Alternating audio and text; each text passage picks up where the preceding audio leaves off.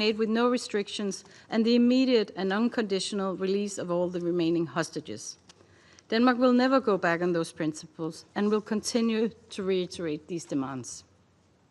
We will not tire in our support to the two-state solution, and we will not tire in our commitment to peace in the Middle East. We urge the warring parties to stop burying peace in the rubbles. Thank you. Agradezco a la delegación de Dinamarca su declaración. Doy ahora la palabra a la delegación de Francia. Monsieur le Président, je voudrais vous remercier d'avoir convoqué cette réunion d'urgence que nous avons demandée avec nos partenaires européens du Conseil de sécurité. Je remercie également le sous-secrétaire général, M. Miroslav Jenča, ainsi que M. Ramesh Rajasingham du BCAH pour leurs interventions aujourd'hui. Face à la gravité des dernières annonces faites par Israël, il nous fallait tirer la sonnette d'alarme. Comme nous l'avons indiqué le 8 août dernier, la France condamne, dans les termes les plus forts, le plan du gouvernement israélien d'étendre ses opérations militaires pour prendre le contrôle de la ville de Gaza en vue de contrôler militairement l'ensemble de la bande de Gaza. La France appelle le gouvernement israélien à revenir sur cette décision.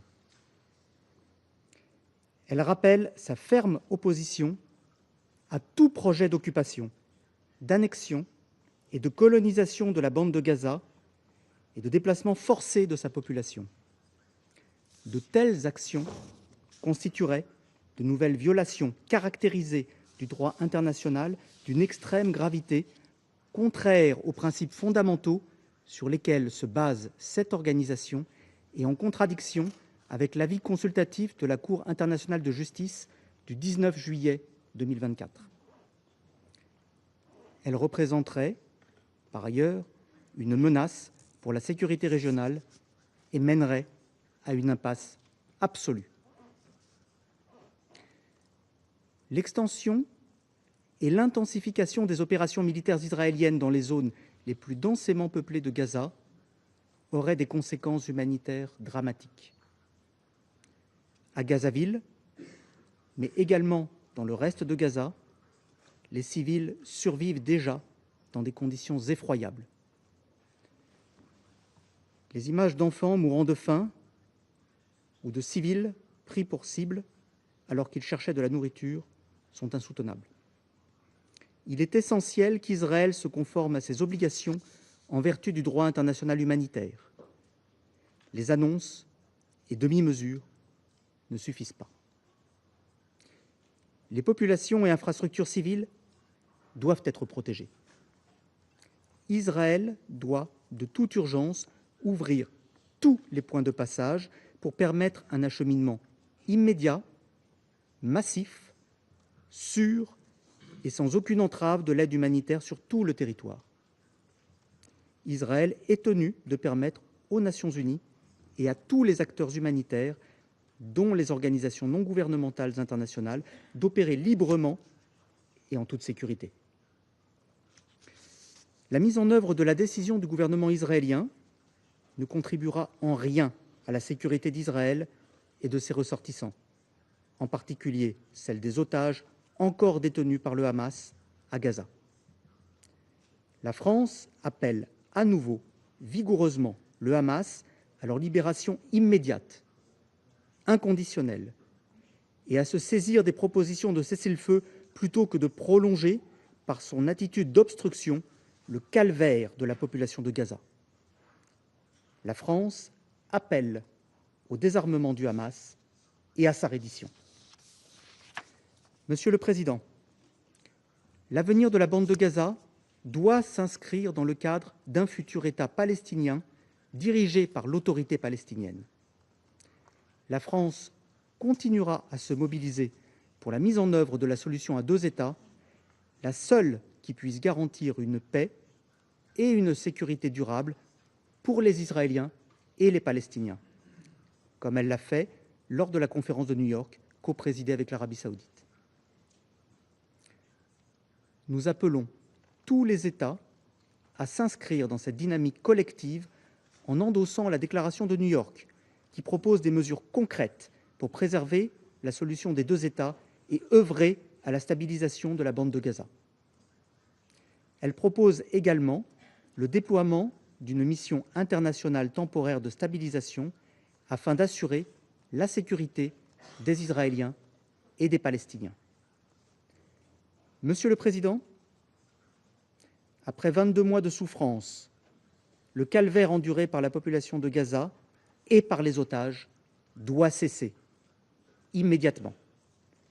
C'est pourquoi nous appelons le gouvernement d'Israël à revenir sur sa décision de prendre le contrôle militaire de la bande de Gaza. La France réitère son appel à un cessez-le-feu immédiat et permanent, à la libération des otages et à l'acheminement massif et sans entrave de l'aide humanitaire. Je vous remercie. Agradezco a la delegación de Francia su declaración. Doy la palabra a la delegación de Grecia. Thank you, Mr. President, and thank you for convening this urgent meeting upon the request of the European members of this Council. I also wish to thank Assistant Secretary General Mr. Miroslav Jenca and OCHA Director Mr. Ramesh Rajasingham for their briefings. Only days ago, the international community gathered in New York with a clear yet urgent message. The war in Gaza must end, the two-state solution must be realized, Palestinians, Israelis, and all peoples of the region deserve a fair chance at peace.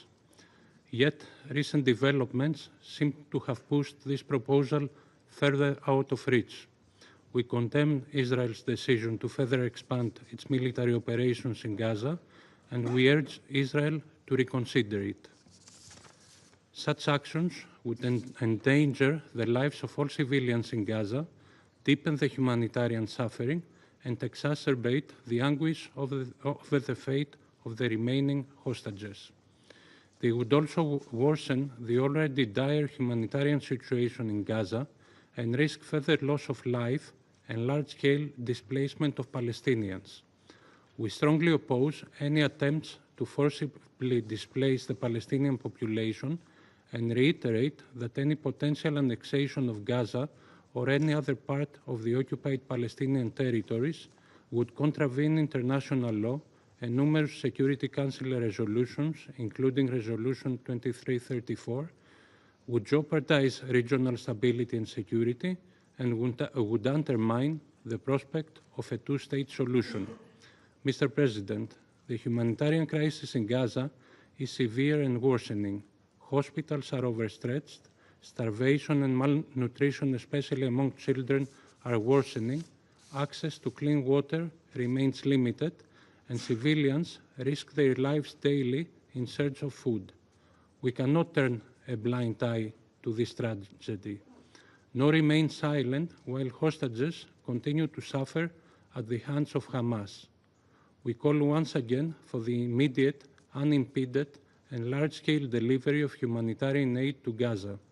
The blockade must be lifted, civilians and humanitarian workers must be protected in accordance with international humanitarian law, and the work of the aid agencies should be facilitated. Greece has taken concrete steps to alleviate suffering in Gaza. Just yesterday, in close cooperation with the European Union and other partners of the region, we conducted an airdrop of food supplies over Gaza. We also stressed the need to fully implement the humanitarian steps agreed upon between Israel and the European Union to improve the situation in Gaza. The expertise of the United Nations systems, particularly UNRWA, is pivotal. In addition, OCHA, as we have just heard again today, has repeatedly expressed its readiness to initiate a UN-coordinated humanitarian plan in the event of a ceasefire or pause in hostilities. We reaffirm our unwavering support for the agency in this regard. Mr. President, Greece's position remains principled and consistent. We have repeatedly condemned the atrocities of October 7. Hamas rule in Gaza must end. All hostages must be released immediately and unconditionally. At the same time, the humanitarian crisis in Gaza must be addressed without delay, and we remain steadfast in our support for the international call to implement the two-state solution. Mr. President, violence in all its forms is never the answer. Dialogue and diplomacy are the only viable path to lasting peace. We therefore call on both parties to agree to an immediate and permanent ceasefire to secure the release of all hostages and to advance efforts towards a two-state solution in line with relevant Security Council resolutions while guaranteeing Israel's right to exist in peace and security. I thank you. Agradezco a la delegación de Grecia su declaración. Doy la palabra a la delegación de Eslovenia. Thank you, Mr. President. Thank you for convening the urgent meeting at the request of the members of the Council, including my own country, Slovenia. We thank Assistant Secretary General Jenča, as well as Director Rajasingham, for their briefings. Mr. President, each time we come to this chamber to discuss the situation in Gaza, we come thinking that we cannot possibly reach new depth. And yet, we convene again today, following the reprehensible announcement by the Israel cabinet that it intends to expand its military campaign and take control of the Strip. A plan of horror and destruction. A new law which Slovenia utterly rejects. A new law which will end in mass civilian casualties and suffering. A new law which will make Israelis less safe in the short and long term. A new law, in spite of continuous appeals from the international community and from the numerous voices from Israel to end the war. Colleagues, Israel's decision directly contradicts the July 2024 advisory opinion of the International Court of Justice, which declared that Israel must end its unlawful presence in the occupied Palestinian territory. It shows contempt towards the two-state solution, which was resoundingly reinforced by almost the entire international community at a conference held just 2 weeks ago, and which remains the official position of this Council, codified through its resolutions. Slovenia expresses its firm condemnation of this plan, and we call for its immediate reversal. Mr. President, Gaza's death toll is simply staggering. Israel has pursued a deliberate policy of starvation, of manufacturing a famine to pursue political and military gains, in a clear and blatant violation of international humanitarian law.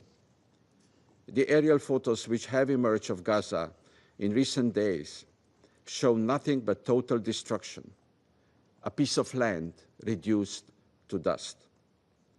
And now we are faced with the prospect of further military escalation, of more violence, of an operation which will undoubtedly wreak havoc on civilians in Gaza and the hostages alike. Obvious questions arise. What will happen to those surviving Palestinians once Israel launches its takeover, particularly the 1 million people living in Gaza City, whose lives already hang in the balance, exhausted by attacks and denied aid? We will not be able to claim that we didn't know. We know that civilians are destined to suffer further mass casualties. We know that they will be displaced once more, chased from corner to tiny camps or even beyond. What will become of the hostages? Just 4 days ago, we heard the heartbreaking testimony of Eli David, brother of Eviatar David, who is still held hostage by Hamas in Gaza. He told us in clear terms that we cannot wait any longer. Who, if not this Council, can stop the killing? Every minute counts for Eviatar. Every minute counts for countless civilians caught in the fire in Gaza. We cannot simply accept a forever war and the continued destruction and traumatization of generations of Palestinians and Israelis. Ambassador Mansour on Tuesday used the words, "We chose peace." The Palestinian Authority has made commitments to comprehensive reforms necessary to govern Gaza and the West Bank. Does the Israeli leadership have the moral clarity to abandon military adventurism and choose peace? Does Hamas have the courage to choose peace, disarm, and to release the hostages immediately and without condition in full dignity? Colleagues, all civilians in Gaza, Israelis and Palestinians, are hostages. Our responsibility to move to protect them against upcoming military onslaught weighs heavy on our shoulders, including as an elected member of this Council. The impunity felt by the occupying power needs to be stopped. We listen and we hear a global cry for the war to stop, for hostages to be freed, for aid to flow in. We need to take action. That's why this Council was created, and that's why the Charter provided the Council with many tools to maintain peace and security. We stand ready to do whatever it takes to stop the killing and suffering. Thank you. Agradezco a la delegación de Eslovenia su declaración. Doy ahora la palabra a la delegación de Argelia. Mr. President, at the outset, I thank you for the prompt scheduling of this meeting, a meeting requested by almost all members of this Council, a meeting born of urgency. We extend our appreciation to ASG Yanka and to Mr. Rajasingam for their sobering briefings on the catastrophic reality in Gaza. Yes, Gaza is facing hell. It is in the hands of an occupying power that threatens the international peace and security. Algeria condemns in the strongest terms the decision of the Israeli cabinet to displace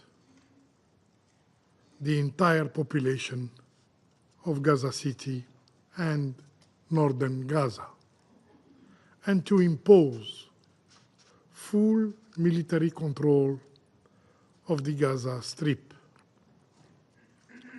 as if Gaza was not already under occupation, as if Gaza was not already under inhuman siege. These are war crimes, and those who draw their maps in blood must not walk in the shadow of impunity. Justice must call them by name. There must be accountability. Mr. President, after 22 months of forced displacement,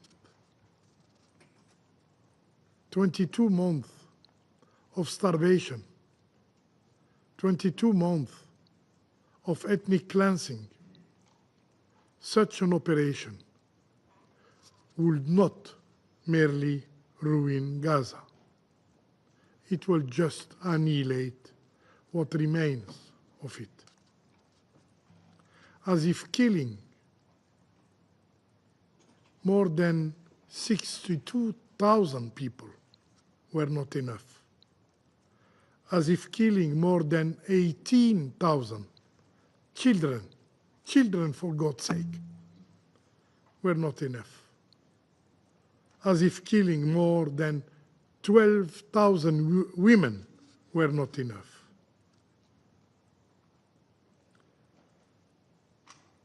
As if starving to death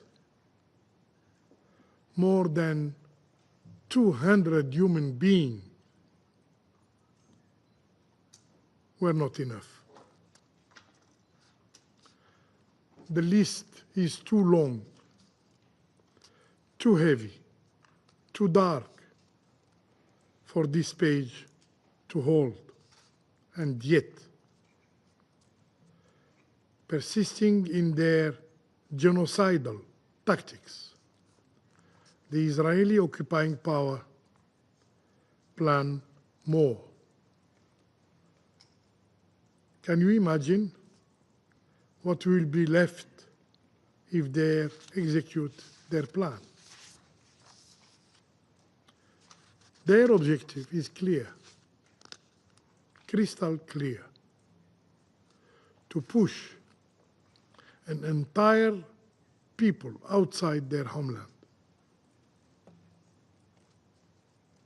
Palestinians shall have no state, no flag, no future in their land. No Palestinian shall stay from the river to the sea. Yet, they forget. They forget that the land remembers its sons. They forget that olive trees do not surrender to the axe. They grow back from the root. Despite the brutality of the oppression, Palestinians will not abandon their homeland.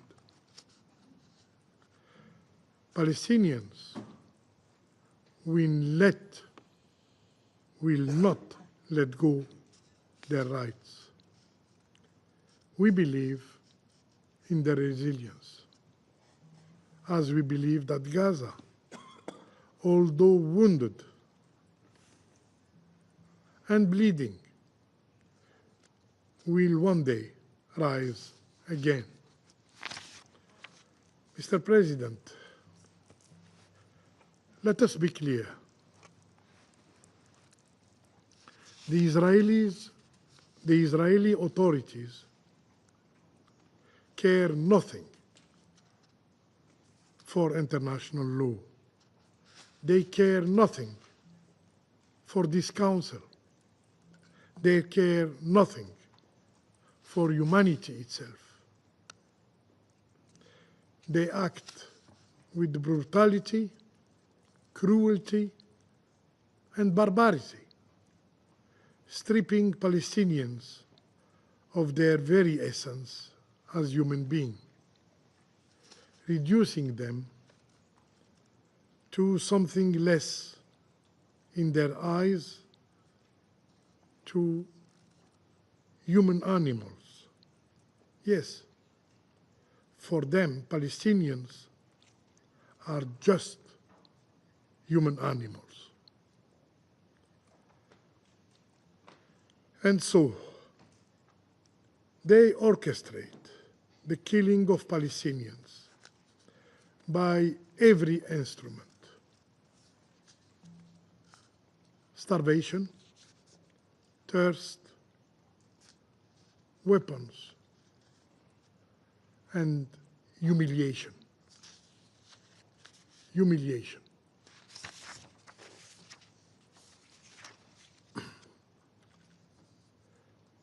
Mr. President,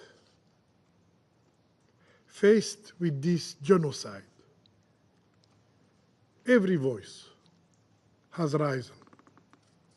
The International Court of Justice investigates the plausible crime of genocide by the Israeli occupying power. The International Criminal Court pursues those who sign their names in the records of war crimes. The General Assembly condemns repeatedly the occupation and demands its end. The United Nations Human Rights Council counts the wounds and denounces its violation. And yet, in this chamber,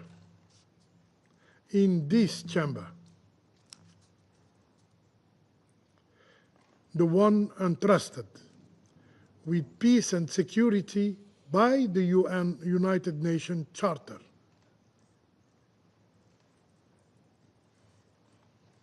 sits. The Council sits silent.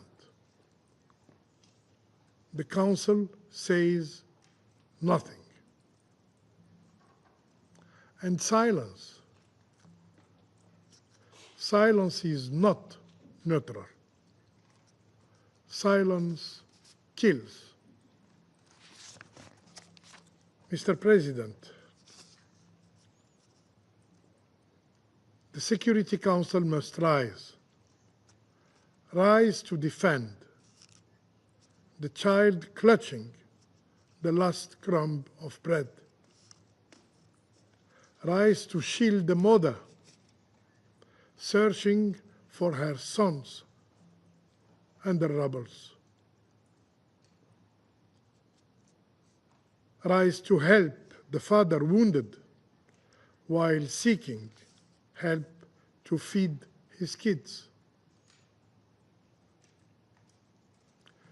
Rise to break the silence, to break the cycle of impunity. This Council must act decisively, resolutely, by resorting to its utmost tools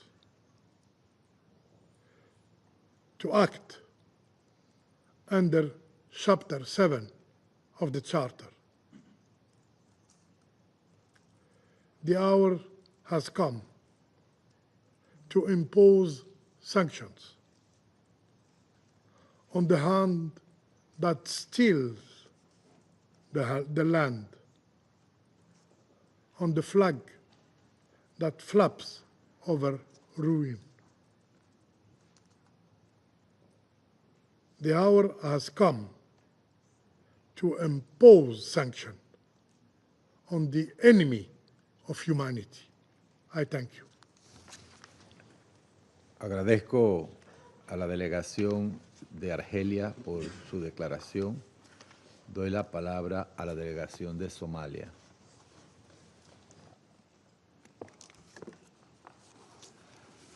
Mr. President, I thank you for the swift convening of this emergency meeting today. I also express gratitude to Assistant Secretary General Yanka and Mr. Ramesh, Head and Representative of OCHA in Geneva, for their sobering briefing and tireless commitment.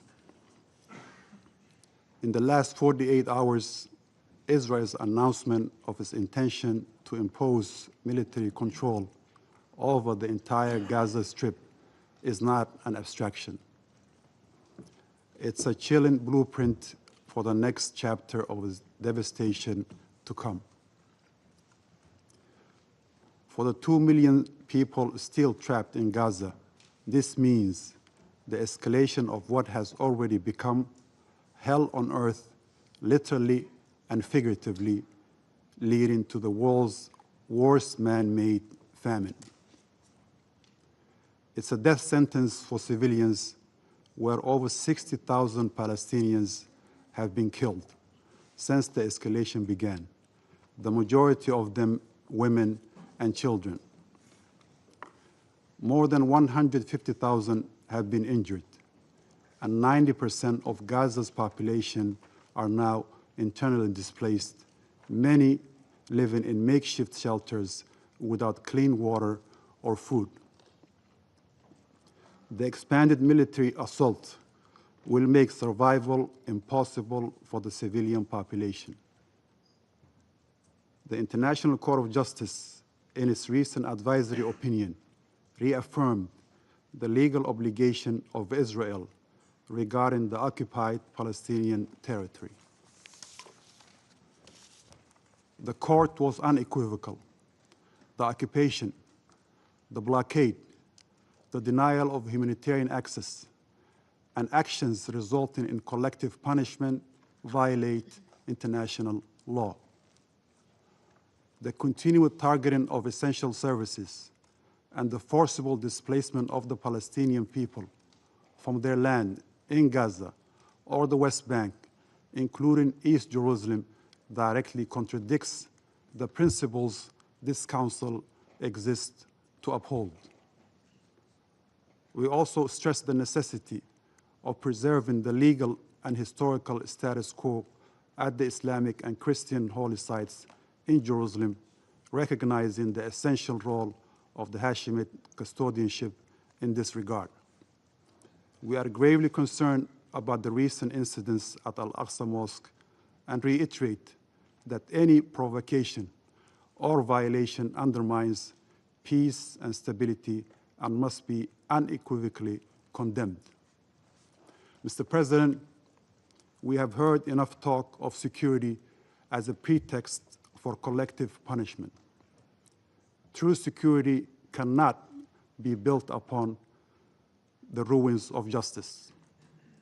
There can be no peace while occupation persists, and no real security unless the rights of Palestinians, including the right to self-determination, are recognized and protected.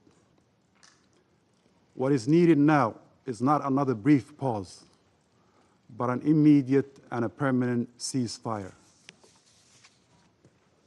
Not another limited corridor, but full and unfettered humanitarian access so that food, water, medicine provided by agencies like UNRWA and OCHA can flow freely, not as a charity, but as a matter of right. Not another partial exchange, but the immediate and unconditional release of all hostages and detainees so that no one endures inhumane conditions under illegal captivity away from their families and loved ones. Not more negotiations to nowhere, but a genuine commitment to end the occupation and realize the two-state solution this Council and the world have long endorsed.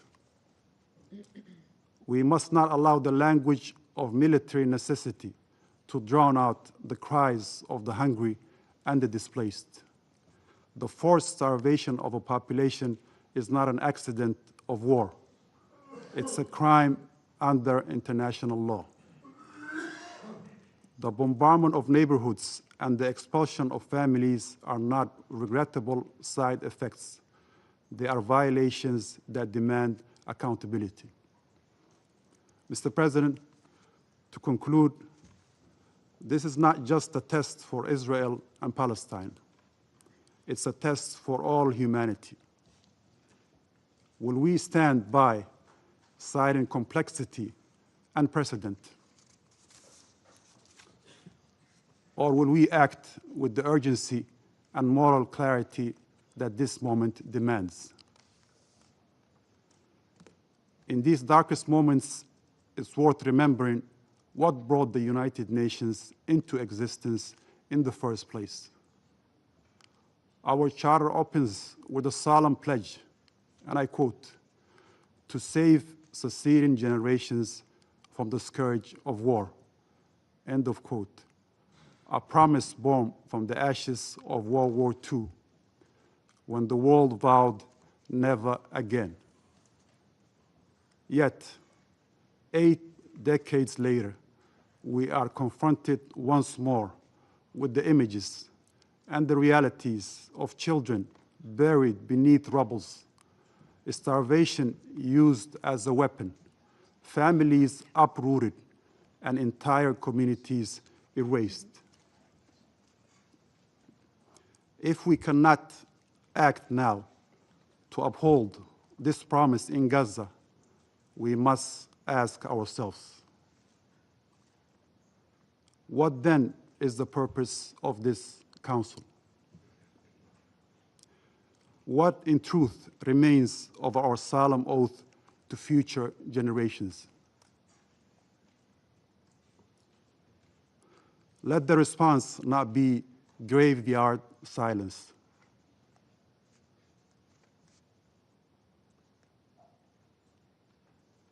And silence in moments like these is not neutrality. For all the victims, it is a verdict. I thank you, Mr. President. Agradezco a la delegación de Somalia su declaración. Doy la palabra a la delegación de la República de Corea. Thank you, Mr. President, for convening this meeting in a timely manner.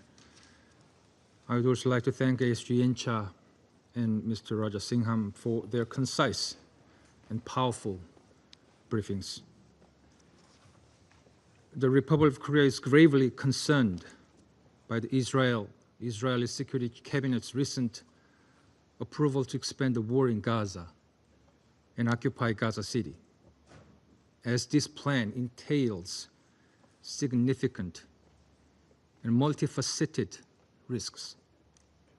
We urge Israel to retract this plan. In this context, I would like to address each risk in turn. First, the plan, if implemented, will devastate an already catastrophic humanitarian crisis in Gaza. Daily images of starving Palestinian children and aerial scenes of Gaza's near total destruction demands our attention to focus on alleviating the dire humanitarian needs. However, the proposed military escalation will only deepen the extended suffering of an exhausted, sick, and hungry population. Not deliver the humanitarian relief they so clearly need, and that the international community is urgently calling for. The proposed plan's primary target, Gaza City, is one of the few remaining areas where a large civilian population has sought tenuous refuge. And a renewed full-scale operation against it will inevitably cause another round of forced displacement and killings. With much of Gaza already declared a buffer zone or under evacuation orders, and its borders largely sealed, displaced civilians lack shelter or safe zones, raising fears of mass expulsion or so-called voluntary migration, which is not in itself voluntary. Second, this plan entails a grave risk to the lives of the hostages. This council, including my country, has spoken with one voice in calling for their immediate and unconditional release. Yet, the announced plan, if implemented, will expose them to intensified hostilities and undermine diplomatic efforts toward their freedom. While Israel claims that it will push for the release of the hostages through decisive military victory, such an outcome could make it more difficult to bring the hostages home, a concern voiced by their families. Hamas' explicit warning that any further military expansion could risk the hostage, which the Republic of Korea resolutely condemns, adds further weight to this concern. Meanwhile, we remind Hamas that the release of all hostages is imperative to prevent any further deterioration to the situation. Hamas' continued holding of hostages, despite the ongoing despair of innocent civilians in Gaza, is unjustifiable. Under any excuse, nothing but a contemptible act. Third, Israel should not undermine the prospect of a two-state solution and regional stability. The Republic of Korea has continuously reiterated our full support for the two-state solution, along with the vast majority of the international community, in line with relevant UNSC resolution, including Resolution 2334, as the only viable path forward to bring peace, security, prosperity, and dignity to all people in the region. Yet Israel's plan encompasses so many elements incoherent to the resolution, which can result in seizing full control of Gaza while rejecting the Palestinian Authority. These actions are exactly the opposite of what the resolution aimed for: peaceful and sustainable coexistence of Israel and Palestinians. Israel must therefore not only retract the plan, but also cease any annexation efforts, including its West Bank settlement activities, which are clearly illegal under international law. In closing, Mr. President, let me make a final remark. As a representative from a long divided, once war-torn nation, the Republic of Korea understands, perhaps more than most, the tragic consequences of protracted conflict, as well as the urgency of multilateral assistance and humanitarian aid. Our history powerfully teaches us that military force alone cannot guarantee permanent peace and security. It can only defer the recurrence of conflict. This is why, despite the persistence of challenging circumstances, we remain committed to resolving differences through dialogue and cooperation rather than through force.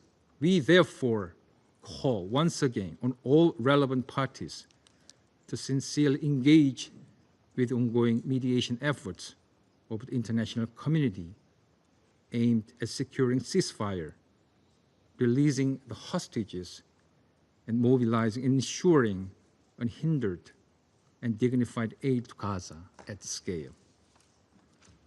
Only through a genuine dialogue, sustained commitment, and mutual compromise can we hope to construct the robust foundation for a just and durable peace for all. I thank you, Mr. President. Agradezco a la República de Corea su declaración. Doy la palabra a Sierra Leona. Thank you, Mr. President. Thank you for convening this emergency meeting at the request and with support of almost all of the members of the Security Council. I also thank Assistant Secretary General Yencha and Mr. Rajasinghan for their valuable briefings. Sierra Leone expresses its full solidarity with the leadership and personnel of the United Nations and all humanitarian partners who, despite immense challenges, continue to serve humanity with courage and dedication. Mr. President, colleagues, the decision by the Israeli Security Cabinet to take control of Gaza City through an expanded military operation has shocked and alarmed the international community and capitals across the world. As underscored in the Secretary General's statement on the issue, this represents an extremely dangerous escalation that will deepen the already catastrophic humanitarian crisis in Gaza, cause further mass displacement, and increase civilian casualties in a territory already devastated by months of bombardment. If implemented, such reoccupation or annexation would constitute a grave breach of international law, including international humanitarian law. It reflects collective punishment of the Palestinian population through indiscriminate and systemic attacks on civilians and obstruction of urgently needed humanitarian assistance, both prohibited under the Geneva Conventions. This course of action is in direct contravention of International Court of Justice's 2024 advisory opinion on the legal consequences of Israel's policies and practices in the occupied Palestinian territory, including East Jerusalem, and is contrary to binding Security Council resolutions, including 242 of 1967 and 2334 of 2016. These instruments reaffirm the inadmissibility of acquiring territory by force, the illegality of settlement activity, and the imperative of ending the occupation that began in 1967. As the Secretary General has further warned, there will be no sustainable solution to this situation, to this conflict, without an end to this unlawful occupation and achievement of a viable two-state solution. Gaza is and must remain an integral part of a Palestinian state. End of quote. The scale of the humanitarian crisis is unprecedented. Over 61,000 civilians killed, 152,000 wounded, and the entire population on the brink of famine, according to the latest IPC alert. Humanitarian workers themselves are going without daily meals as access is blocked. Inaction by this Council and member states with influence will only lead to further destruction, loss of life, and the erosion of human dignity. Mr. President, the plight of the remaining hostages is a matter of serious concern, and Sierra Leone reiterates its call for their immediate and unconditional release. However, the situation cannot be used to justify violations of international law. Measures of collective punishment or the unlawful annexation of territory. International law requires that civilians be protected at all times, without exception. Reoccupation and annexation will not address Israel's legitimate security concerns. On the contrary, such measures are likely to deepen hostility, entrench instability, and delay the normalization of relations with its neighbors. Genuine normalization, endorsed by the Arab Peace Initiative and consistent with the two-state solution, offers Israel the prospect of lasting peace, security, and regional acceptance, but only if it is accompanied by an end to occupation and the realization of Palestinian statehood. This conflict demands both urgent action to halt the violence and a long-term commitment to a political horizon grounded in the two-state solution. Any action that ignores these objectives risks perpetuating instability in occupied Palestinian territory and the wider region. Accordingly, Sierra Leone reiterates the following. First, the Council must remain united in demanding an immediate and lasting ceasefire and in using all diplomatic and political tools to ensure compliance with international law and the relevant UN resolutions. We also reiterate the need and legal obligation for the immediate and unconditional release of all hostages held by Hamas and other armed groups since 7 October 2023, all Palestinians as well as all Palestinians detainees. We urge Hamas and the other armed groups to allow access to the International Committee of the Red Cross, ICRC, to the hostages to assess and support their well-being. Second, in line with the ICJ's provisional measures of 24 May 2024, Israel must, in full cooperation with the United Nations, ensure the unhindered provision at scale of basic services and humanitarian aid throughout Gaza, in full respect of international humanitarian law. Third, recalling the ICJ's advisory opinion of 19 July 2024, Israel's continued presence in the occupied Palestinian territory is unlawful and must end as rapidly as possible. All policies and actions that harm the civilian population or undermine the viability of the two-state solution must cease immediately. Fourth, accountability is essential. The Council must act to end the cycle of impunity that has allowed violations to persist for decades. All grave breaches of international law, including annexation, must be met with consequences. Mr. President, for decades, the United Nations has provided a clear framework for peace. Two states, Israel and Palestine, living side by side in peace and security within internationally recognized borders, with Jerusalem as their shared capital. These are not aspirational ideals. They are obligations arising from the resolutions of this Council and the principles of the UN Charter.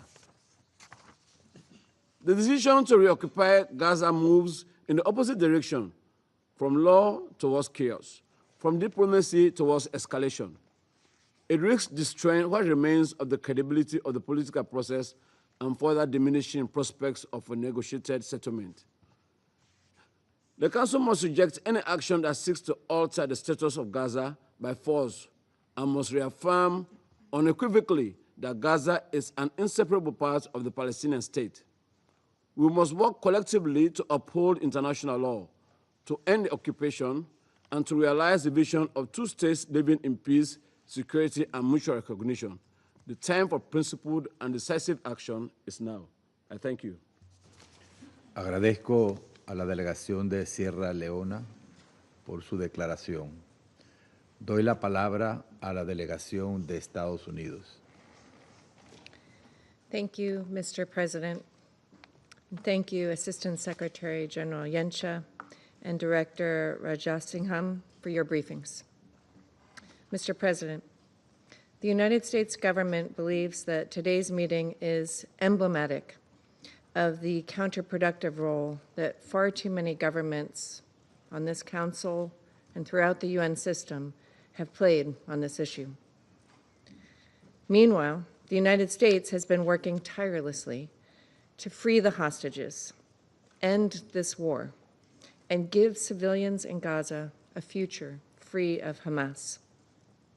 To do so, we need to place responsibility where it lies, with Hamas, and hold it and other Gaza terrorist organizations fully accountable. Today's meeting, like so many other recent actions, undermines those efforts. Israel has accepted 3 ceasefire proposals. Hamas consistently rejected them. It is not negotiating in good faith. We know this because we are in the room. The simple truth is that this war could end today if Hamas let the hostages and all of Gaza go free. Remarkably, instead of pressuring Hamas, members of this body have encouraged and rewarded its intransigence, actively prolonging the war by spreading lies about Israel, the Gaza Humanitarian Foundation, and the United States, and by handing propaganda victories to terrorists. Mr. President, the most recent round of negotiations collapsed because Hamas drew encouragement from efforts to target Israel with libels and lies, the ill-conceived and performative two-state solution conference, and unilateral announcements regarding recognition of a Palestinian state. Just days ago, a Hamas official touted the wave of recognition announcements as a result of the atrocities of October 7th. This is a disgrace. The government of Israel did not make its decision to advance its military campaign in a vacuum, but after months of Hamas's intransigence. Hamas refuses to accept a ceasefire and continues to torture the hostages. The United States supports Israel's right to defend itself against Hamas's terrorism. And ultimately, Israel has a right to decide what is necessary for its security and what measures are appropriate to end the threat posed by Hamas and other similar groups. It is unfortunate that members have again taken advantage of today's meeting to accuse Israel of genocide. These accusations are politically motivated and categorically false. They are part of a deliberate, cynical propaganda campaign as Hamas attempts to win symbolic victories to compensate for total defeat in war. The United States refutes these allegations entirely. Israel has taken numerous measures to limit harm to civilians and to address humanitarian needs. The loss of civilian life in Gaza is tragic, but the responsibility for this rests with Hamas. Mr. President, the United States remains committed to 1, addressing humanitarian needs, 2, freeing the hostages, and 3, achieving peace. Too often, members of this council spotlight only the first without acknowledging that the 3 issues are interrelated. No one wants to see innocent Gazans go hungry or thirsty. President Trump has addressed this, and he has said that the United States is going to be even more involved in these efforts. The United States has stepped up support for the secure delivery of humanitarian aid because the international community has failed to prevent Hamas from diverting it and using it to support terrorism and oppression. The United States continues to work tirelessly to feed hungry civilians in a way that denies Hamas the opportunity to benefit. The Gaza Humanitarian Foundation is critical to that effort as it continues to supply food directly into the hands of civilians. The GHF has distributed over 110 million meals, all while preventing Hamas looting.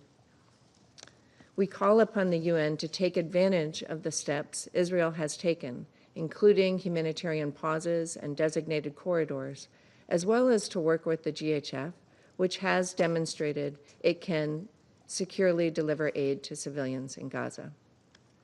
As Ambassador Huckabee has said, we support the GHF scaling up to 16 distribution sites to address critical needs. Mr. President, just last week, this council heard evidence that Hamas continues to starve innocent people held hostage underground and on the verge of death. We cannot allow this to happen. We must hold Hamas accountable. The United States has made clear on multiple occasions that Hamas must be removed from power.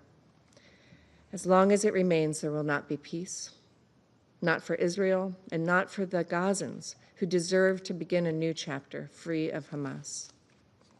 The United States calls upon members of the Security Council and all countries to demand that Hamas immediately release all hostages, living and dead, and lay down its weapons and end this terrible conflict.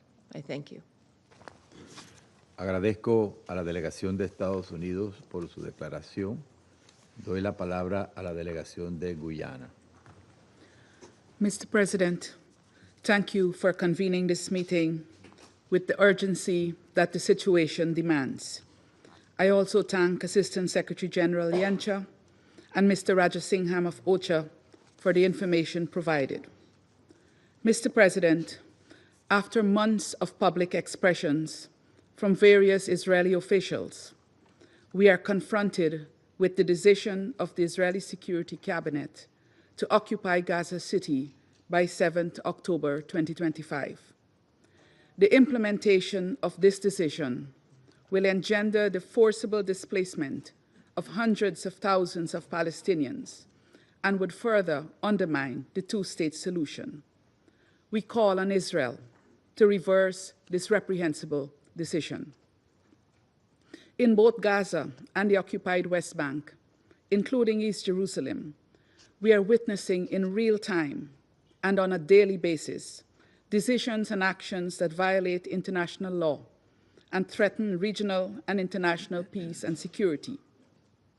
It is striking, Mr. President, that Israel continues to announce to the world beforehand, including in this council, decisions that would violate international law if implemented.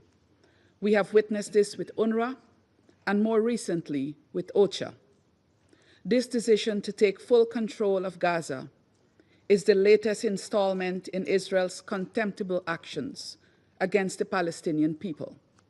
It comes on top of numerous infractions committed over the decades, since the decision was made for the Israeli state to be established in the land of Palestine in 1947.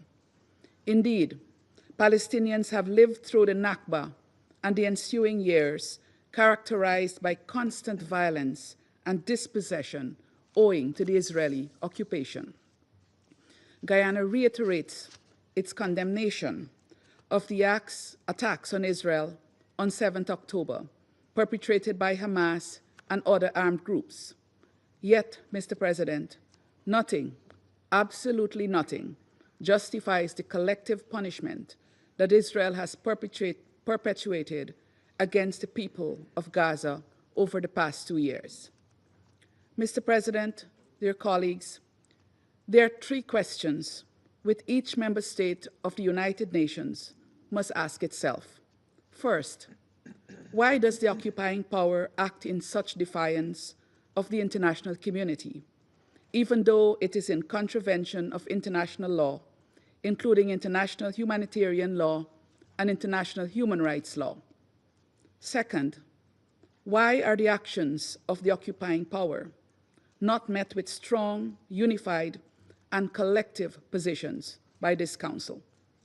And third, would any member state of this Council allow its citizens to be subject to this type of inhumane treatment by any actor, including a fellow member state of the United Nations?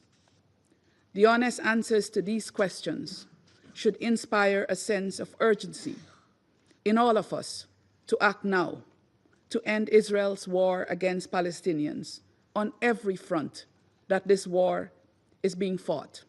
In the occupied West Bank, including East Jerusalem, where Israel continues operations that result in displacement of Palestinians, in injuries and in fatalities, where settler violence has become normalized under the might of the Israeli security forces, where Palestinians continue to lose their property and livelihoods under vexing circumstances, where Israeli officials carry out provocative visits to holy sites, adding another layer to existing tensions, and in Gaza, which is bearing the weight of a humanitarian catastrophe characterized by famine, disease, death, displacement, denial, and yes, impunity. We, the Security Council, must respond to the fact that over 61,000 Palestinians have been killed in Gaza since October 7, and this number increases every single day. In an unfortunate move, Israel has now announced its intention to intensify its military operations in Gaza.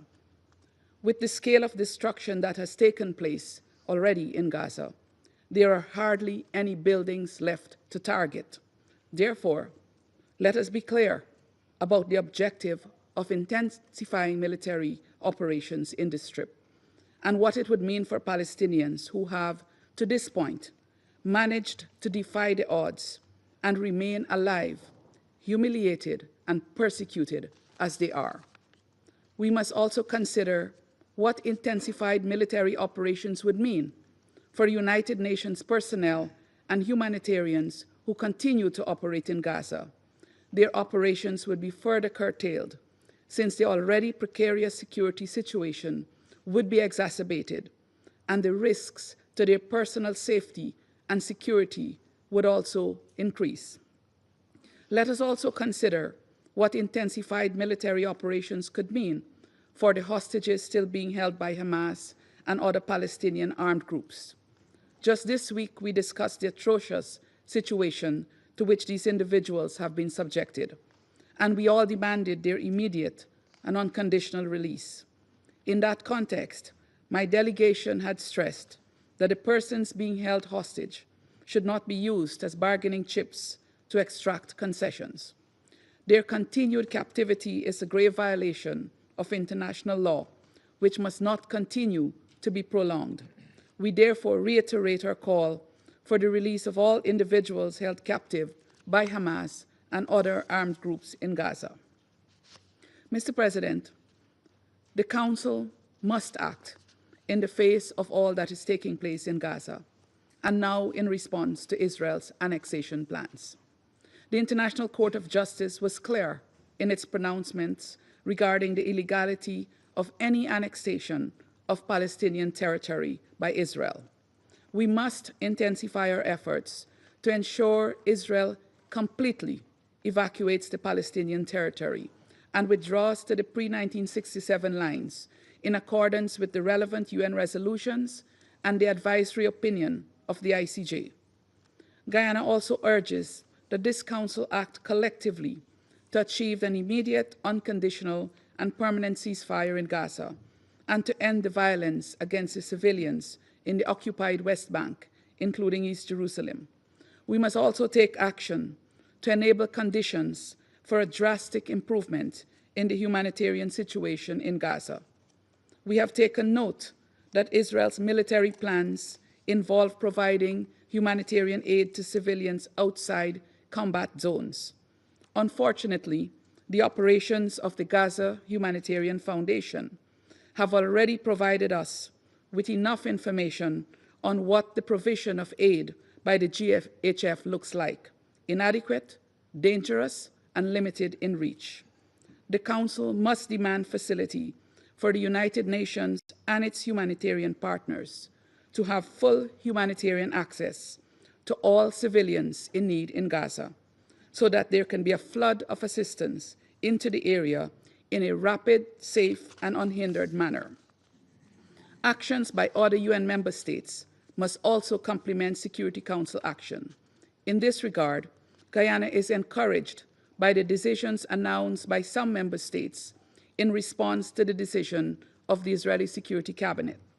Every member state has a responsibility to ensure that it is not contributing in any way to the perpetuation of the war in Gaza, and therefore to the attempts to annihilate the Palestinian people. Mr. President, when appeals to morality, to humanity, and even to legality fail to produce the required action, the Council must delve into its toolbox to save lives. We have long reached this point, and Guyana is prepared to act with fellow Council members to take the relevant decisions. I thank you. Agradezco a la delegación de Guyana su declaración. Doy la palabra a la delegación de Pakistán. Thank you, Mr. President. Once again, we meet here in this council as Gaza bleeds under systematic, premeditated, and deliberate violations of international law, including international humanitarian law, this Council's own resolutions, and binding orders of the ICJ. And all of this committed with impunity by Israel, the occupying power. President, I would like to thank Assistant Secretary General Miroslav Zhencha and Mr. Ramesh Raja Singham of OCHA for their sobering briefings. The complementary information shared by the two briefers presents a picture that is beyond belief. A tragedy unfolding before our eyes, in our clear sight, and unfortunately, in this time and age. And while not enough has been done to stop it, to stop Israel, the occupying power, ASG Zhencha has described the Israeli decision to expand military operations in Gaza as a dangerous escalation, and which, if implemented, will displace all civilians from Gaza City. Mr. Zhencha referred to, and I quote, another horrific chapter and Mr. Rajasingham described it beyond horrific, impossible to describe in words, untenable, and rightly so. And his call to respond to our collective conscience, to uphold international law, are most pertinent.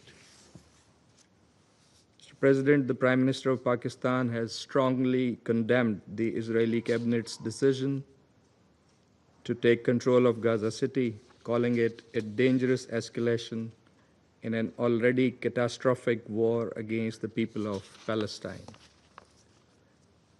And in a joint statement yesterday, the Ministerial Committee, mandated by the Joint Extraordinary Arab-Islamic Summit, along with other countries, including Pakistan, has expressed strong condemnation and categorical rejection of this announcement, denouncing it as an unacceptable escalation, a blatant violation of international law, and a brazen attempt to entrench illegal occupation by force.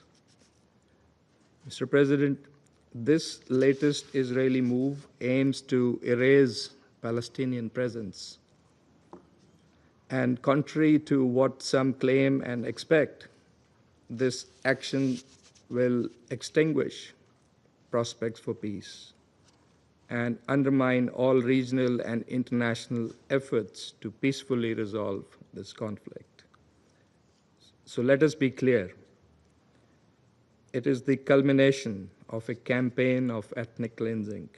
First, it violates international law and Security Council resolutions, including 242 and 338, as well as Council's Resolution 2735.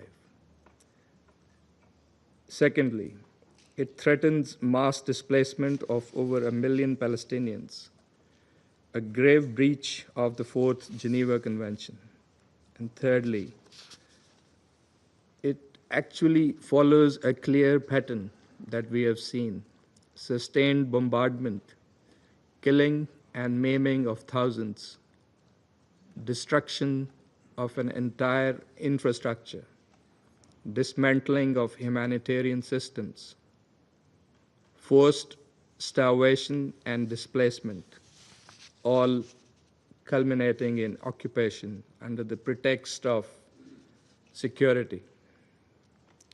Those shielding Israel from accountability through political cover, military support, or diplomatic protection are complicit and must share responsibility.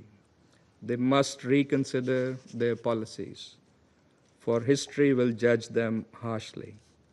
Mr. President, Gaza is enduring a full-scale humanitarian catastrophe.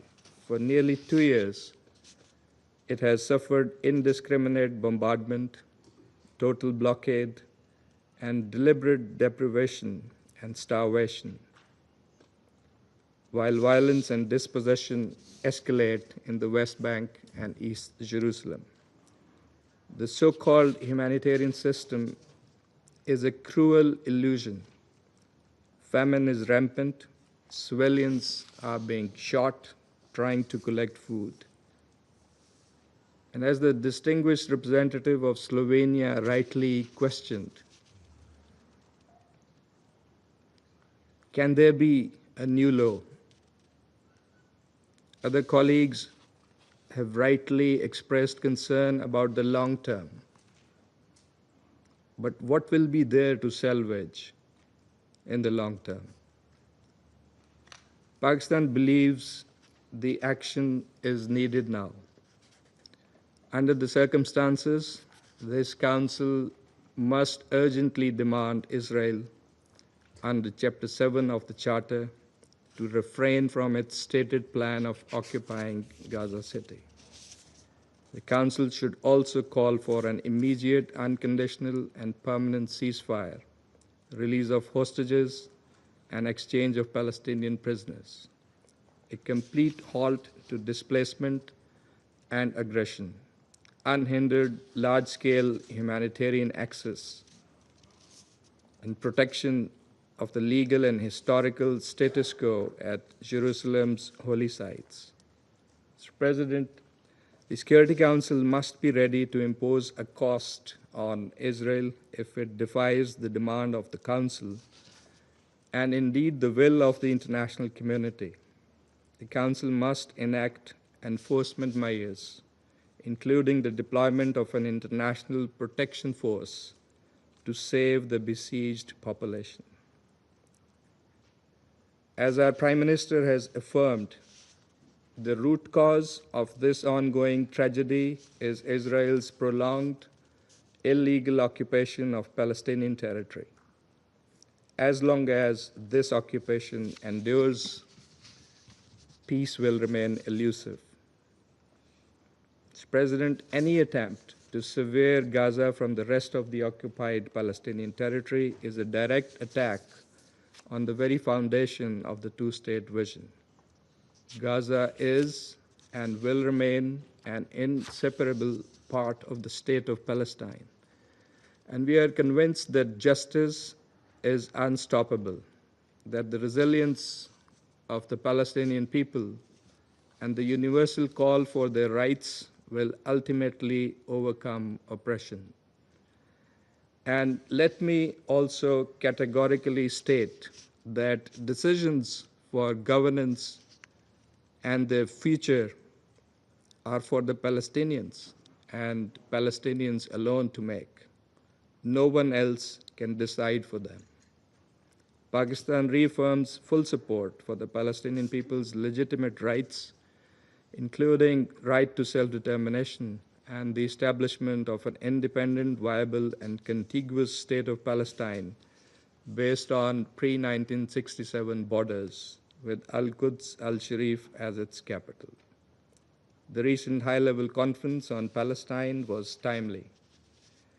It must now be followed by coordinated international action to realize long overdue peace and justice in the region.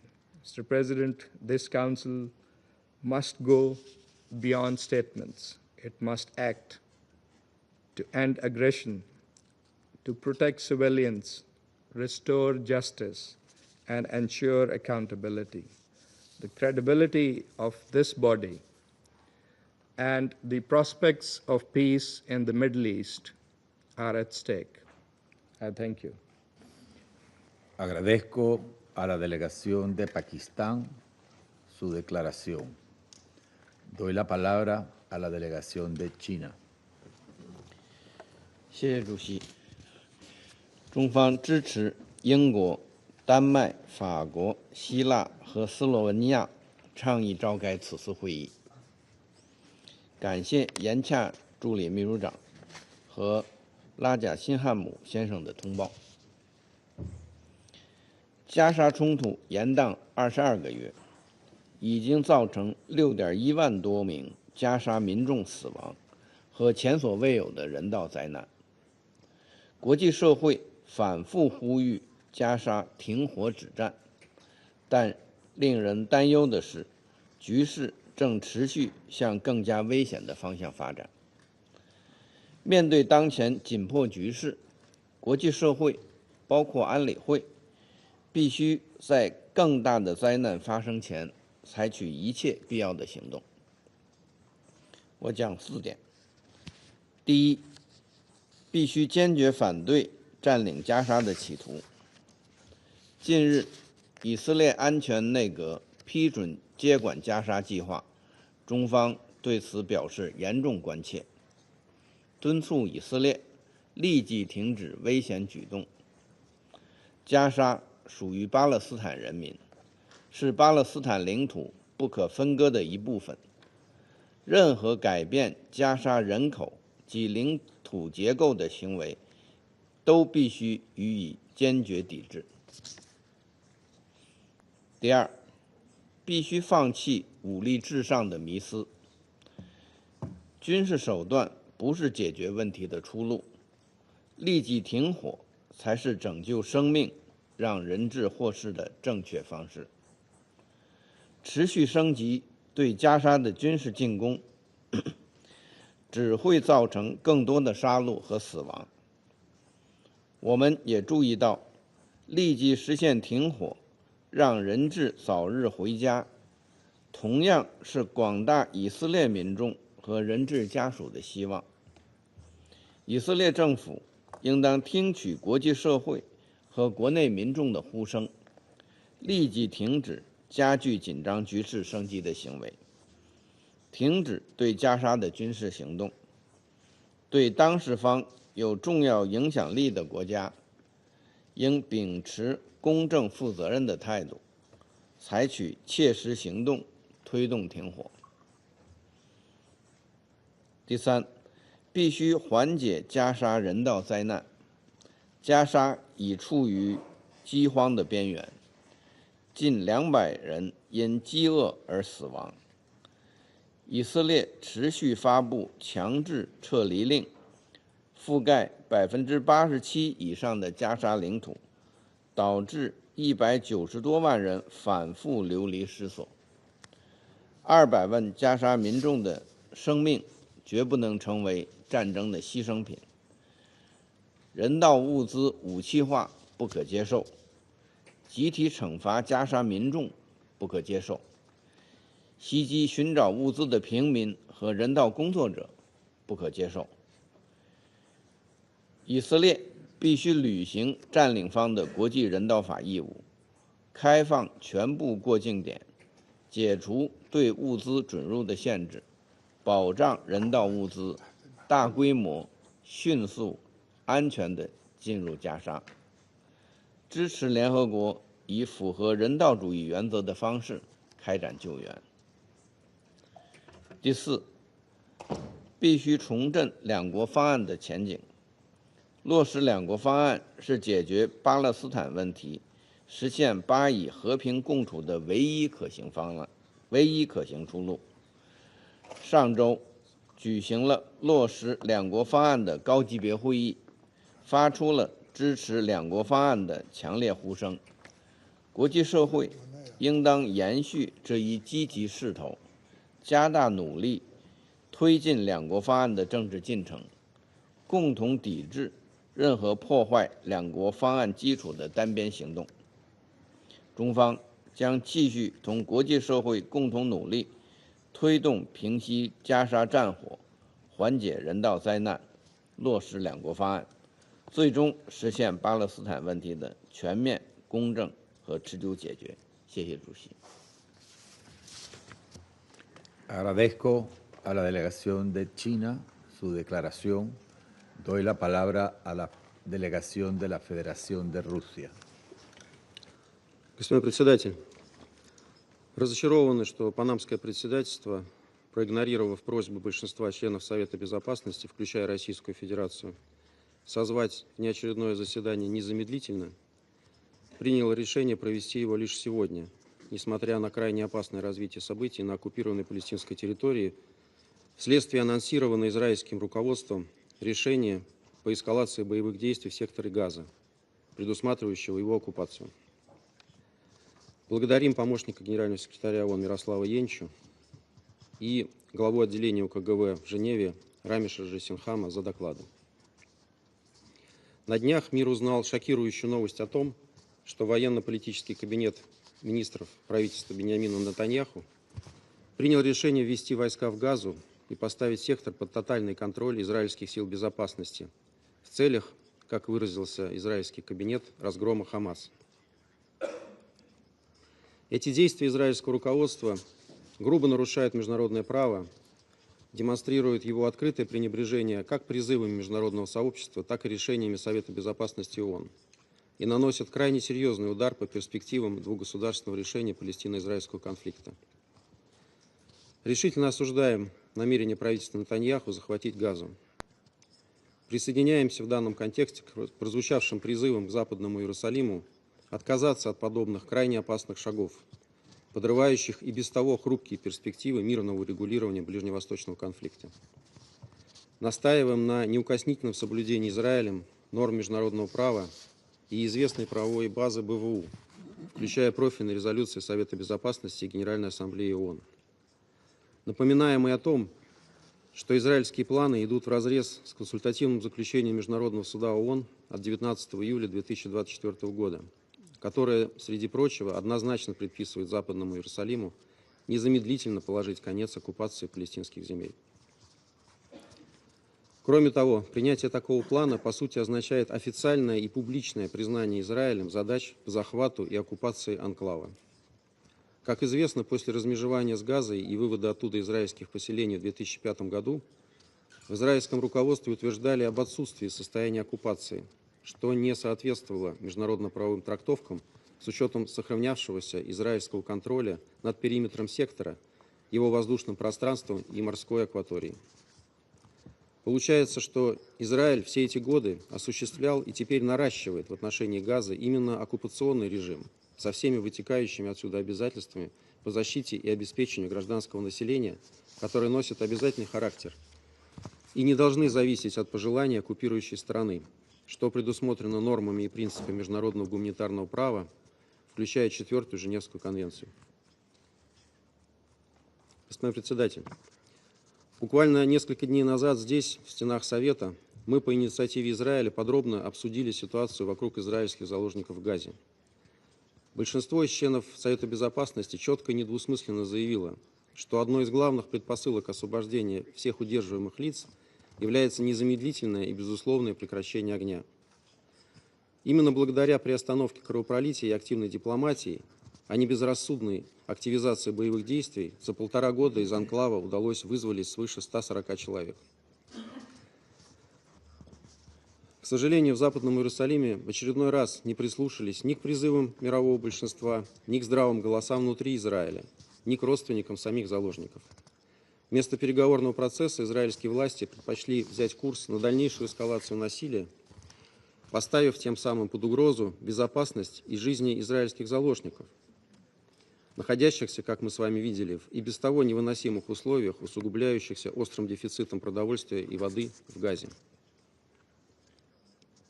Получается, что находившийся среди нас 5 августа Минотдел Израиля, лицемерно проливавший в этом зале крокодиловые слезы по поводу судьбы израильских заложников, уже знал о том, что израильский кабинет скоро примет подобное решение, фактически перечеркивающее перспективы их возвращения живыми. Судя по всему, господину Саару было важно подготовить для него почву и продвинуть медиакартинку о якобы солидарности и сочувствии членов Совета Безопасности, чтобы затем продолжить убивать палестинцев. Подобная попытка манипулирования Совбезом во внутриизраильских целях просто не укладывается в голове. Как не укладывается и то, как может еврейский народ, столкнувшийся с Холокостом в годы Второй мировой войны, сегодня помещать палестинцев в гетто и добиваться их полного уничтожения. Как все-таки быстро забываются уроки истории. Очевидно и то, что реализация планов израильского руководства по полной зачистке анклава лишь еще больше осложнит гуманитарную ситуацию в Газе. Ведь, по сути, уже анонсированы новые массовые силовые перемещения, а значит, страдания гражданского населения, новые жертвы и рост кровопролития. С учетом того, как развивается конфликт в Газе, у нас нет оснований верить публичным заявлениям израильских властей о намерении обеспечить гражданское население вне боевых зон всем необходимым. Те методы, которые Израиль использует для распределения продовольствия, известны. Они антигуманны, противоречат нормам МГП и приводят лишь к гибели мирного населения. Это, в частности, наглядно подтверждает деятельность так называемого гуманитарного фонда для Газы.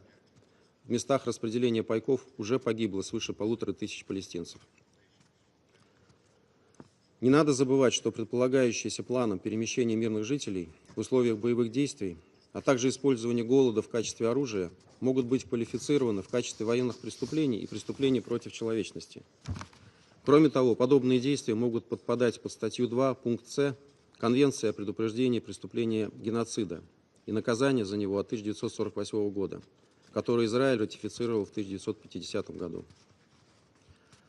Господин председатель, в заключение хотели бы отметить, что позавчера в интервью одному из американских телеканалов Биньямин Нетаньяху сказал о намерении создать в Газе альтернативную администрацию, которая предоставит газовитянам, цитирую, «иное будущее». Такая администрация, по словам Нетаньяху, не будет палестинской. Это, в свою очередь, противоречит многочисленным общепризнанным международно-правовым пониманиям о секторе Газа как неотъемлемой части будущего палестинского государства. Со своей стороны, предлагаем задуматься над историческими вопросами. Какое будущее может быть у людей в условиях оккупации и что им сказать родственникам более 60 тысяч погибших, у которых уже нет никакого будущего? Сколько еще должно погибнуть палестинцев, прежде чем этой бесчеловечной резне будет положен конец? И сколько еще будут закрывать глаза на этот беспредел те, кто последовательно и во всем поддерживает Израиль и не дает Совету Безопасности действовать? Со своей стороны последовательно и неизменно выступаем за дипломатическое урегулирование палестинского вопроса на основе формулы двух государств для двух народов, при реализации которой законные обеспокоенности Израиля в сфере безопасности будут удовлетворены, равно как и законные чаяния палестинского народа на собственное государство. Альтернатива этому – гибель еще десятков тысяч ни в чем не повинных людей, включая продержавшихся почти 2 года в плену израильских заложников. Совет Безопасности ООН просто обязан не допустить подобного сценария. Надеюсь, что это скоро, наконец, осознают и в Вашингтоне. Пока же, как мы понимаем, несмотря на заверения Госдепартамента о продолжении, цитирую, реальных и серьезных дипломатических усилий по прекращению страданий в Газе, освобождению заложников и достижению постоянного мира, конец цитаты, Соединенные Штаты попросту умывают руки и предоставляют Западному Иерусалиму карт-бланш на полную свободу действий в Газе. Благодарю за внимание. Agradezco a la delegación de la Federación de Rusia por su declaración. A continuación, formularé una declaración en calidad de representante de Panamá. Excelencias, colegas, Panamá agradece al secretario general adjunto para Europa, Asia Central y las Américas, señor Miroslav Yencha, y al jefe y representante de OCHA en Ginebra, señor Ramesh Rajansingham, por sus valiosas representaciones, así como a las delegaciones que han solicitado esta sesión de emergencia ante los recientes acontecimientos que podrían agravar aún más la devastadora situación en la Franja de Gaza. Saludamos también la presencia de las delegaciones de Israel, Irak, Kuwait, Senegal y el Estado Observador de Palestina. Panamá ha sostenido, y lo reitera hoy, que siempre es mejor elegir el camino de la moderación, donde nace y transcurre el diálogo, y de la dignidad humana como fundamento de convivencia sobre el que se debe construir la paz. En este contexto, observamos con profunda preocupación, muy profunda preocupación, los sorprendentes anuncios recientes relativos a una posible operación para tomar el control de la ciudad de Gaza, centro densamente poblado y ya gravemente afectado por la guerra, y aún más preocupante, la posible peligrosa extensión de ese control al resto de la franja. Tal acción, en las actuales condiciones, implicaría riesgos humanitarios incalculables para cientos de miles de civiles gazatíes y para los rehenes que aún permanecen en cautiverio, además de profundizar y alejar a las partes de la mesa de negociaciones. A nuestro juicio, cabe advertir que cualquier medida mayor de fuerza tendrá que ser juzgada a la luz de sus consecuencias humanitarias, del perjuicio que cause a las posibilidades de una solución política y en conformidad con las obligaciones derivadas del derecho internacional, incluido el derecho internacional humanitario. Más de 675 días de conflicto han dejado más de 62,000 civiles muertos, entre ellos 10,000 niños, más de 125,000 heridos, poblaciones enteras desplazadas a la fuerza de un lado al otro una y otra vez. La escala de destrucción en Gaza es catastrófica. Hospitales y escuelas colapsados, barrios reducidos a escombros, millones de personas sufriendo hambre y sed, que deja generaciones enteras marcadas por la violencia. Esta trágica realidad demuestra que la opción exclusiva de la fuerza no ha ofrecido una salida a la guerra actual y que ésta no ha resuelto las causas de fondo que arrastran este conflicto desde hace 8 décadas. Por el contrario, la opción de la fuerza ha reforzado la lógica de los extremos, alimentando un ciclo de violencia que bloquea cualquier camino hacia la solución política viable. Con los ataques del 7 de octubre, Hamás provocó esta guerra con el asesinato y secuestro de civiles inocentes, apostando al extremismo como su única y cruel estrategia. Ese es el terreno donde busca sostenerse, porque sabe que en la guerra puede prolongar su existencia e impedir avances hacia la paz. Precisamente por ello, no se debe permitir que la narrativa de los extremos se imponga en el terreno. Actuar con la mesura que este momento exige no equivale a debilidad frente al extremismo cruel de Hamás. Proyectaría una voluntad política que rompe con la lógica belicista que ha dominado esta crisis y abre un espacio para proteger vidas y avanzar hacia una solución sostenible. Pese al estancamiento prolongado de las negociaciones, consideramos que no hay otra vía distinta a la de la moderación y el diálogo, que ya ha demostrado resultados concretos, aunque lamentablemente temporales, pero en beneficio de los civiles. Alentamos a los actores que mantienen canales de comunicación establecidos con las partes a redoblar sus esfuerzos de mediación para alcanzar un alto al fuego sostenible, facilitar la liberación inmediata, digna e incondicional de los rehenes y garantizar el acceso adecuado, seguro y continuo de la vital ayuda humanitaria. La experiencia de los días en que estuvo vigente la tregua, aunque frágil, demostró que es posible detener el sufrimiento humano, permitir la entrega de asistencia vital sin restricciones y avanzar en la liberación de todos los poderes aún en poder de Hamás, cuyas acciones condenamos otra vez.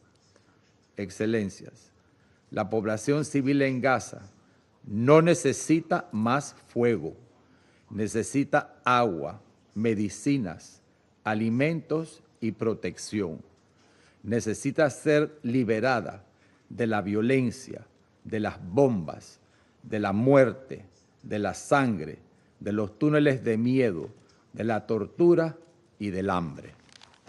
Para ello se requieren decisiones y acciones distintas que vislumbren salidas políticas a un estancamiento cruel que ha prolongado el sufrimiento durante demasiado tiempo. Esas acciones deben apoyarse en los mecanismos humanitarios existentes y en la capacidad comprobada de las agencias de las Naciones Unidas para asistir de forma eficaz y neutral. Panamá valora profundamente y respalda la labor que continúan desempeñando en condiciones extremas las agencias de las Naciones Unidas y otros actores humanitarios sobre el terreno. Instamos a que se garantice plenamente su protección, así como las condiciones necesarias para que puedan operar de manera segura, sostenida y sin restricciones.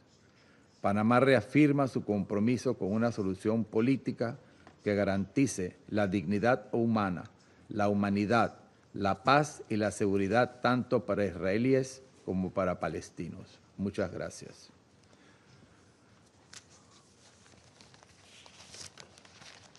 vuelvo a asumir las funciones de la presidencia del Consejo de Seguridad.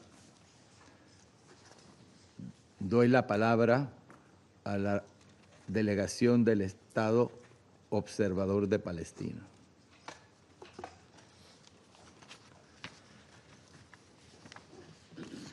Thank you, Mr. President, for convening this meeting based on a request supported by nearly every member of the Security Council to address the grave situation in Gaza and further shocking developments.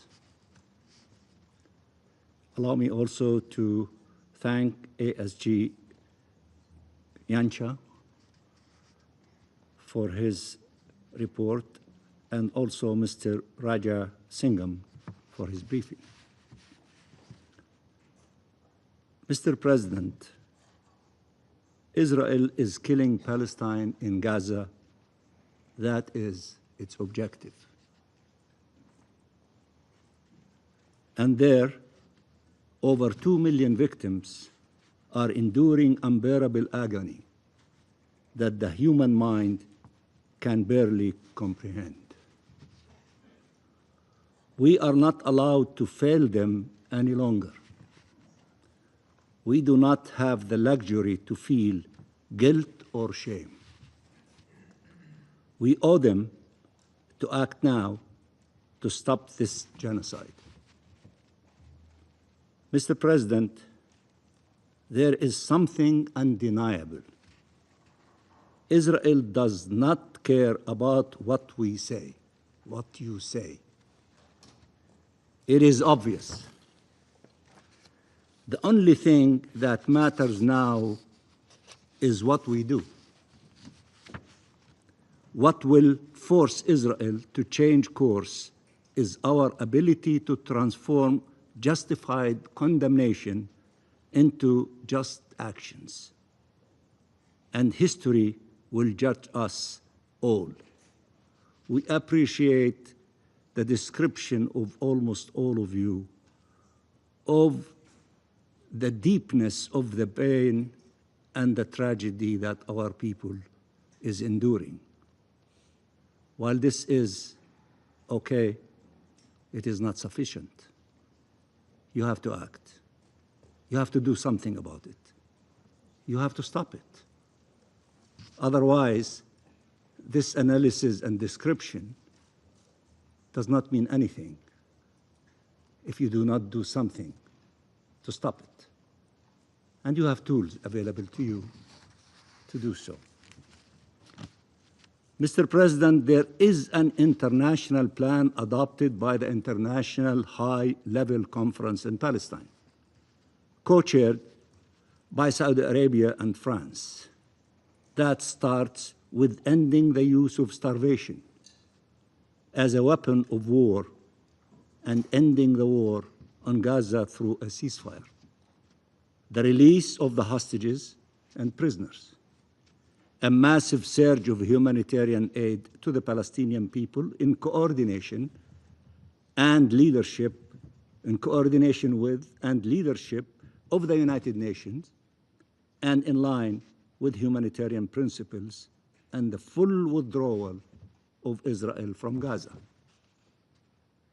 The plan further foresees the Palestinian National Authority resuming its sole governmental and security duties in the Gaza Strip with regional and international support, and Hamas handing over its weapons to the Palestinian National Authority in the context of an end to the war and in line with the objective of an independent Palestinian state. It sets forth an irreversible pathway to an independent and sovereign Palestinian state leading to shared peace and security and regional integration. Many of you referred to the results of that historic international conference about 2 weeks ago here in the General Assembly. If Israel's concerns was actually the end of Hamas rule or Hamas disarming, if its concern was actually security, it would have rallied this plan and should have been happy to see this plan adopted by almost the entire international community. Israel is seeking to cement its full military control over the Gaza Strip and is prolonging this war not to end Hamas rule or to disarm it, but to prevent independent Palestinian statehood. That is the truth. The Israeli government has said that clearly over and over again. Somebody was referring to the statement of Prime Minister Netanyahu. He doesn't want to see a Palestinian governing body overlooking the affairs over Gaza, but somebody else, not Palestinians. He said it. It's not a secret. It's not an accusation. It's a fact. Israel proved long ago it was not concerned by the fate of the hostages. Look at the tens of thousands demonstrating in Tel Aviv and other cities, demanding immediate ceasefire and seriously concerned if this insanity to take place against our people in the Gaza Strip, then this is the execution or the death of the hostages, because that is the position of the families and the tens of thousands who are demonstrating in Tel Aviv. This latest decision is some more blatant demonstration of that.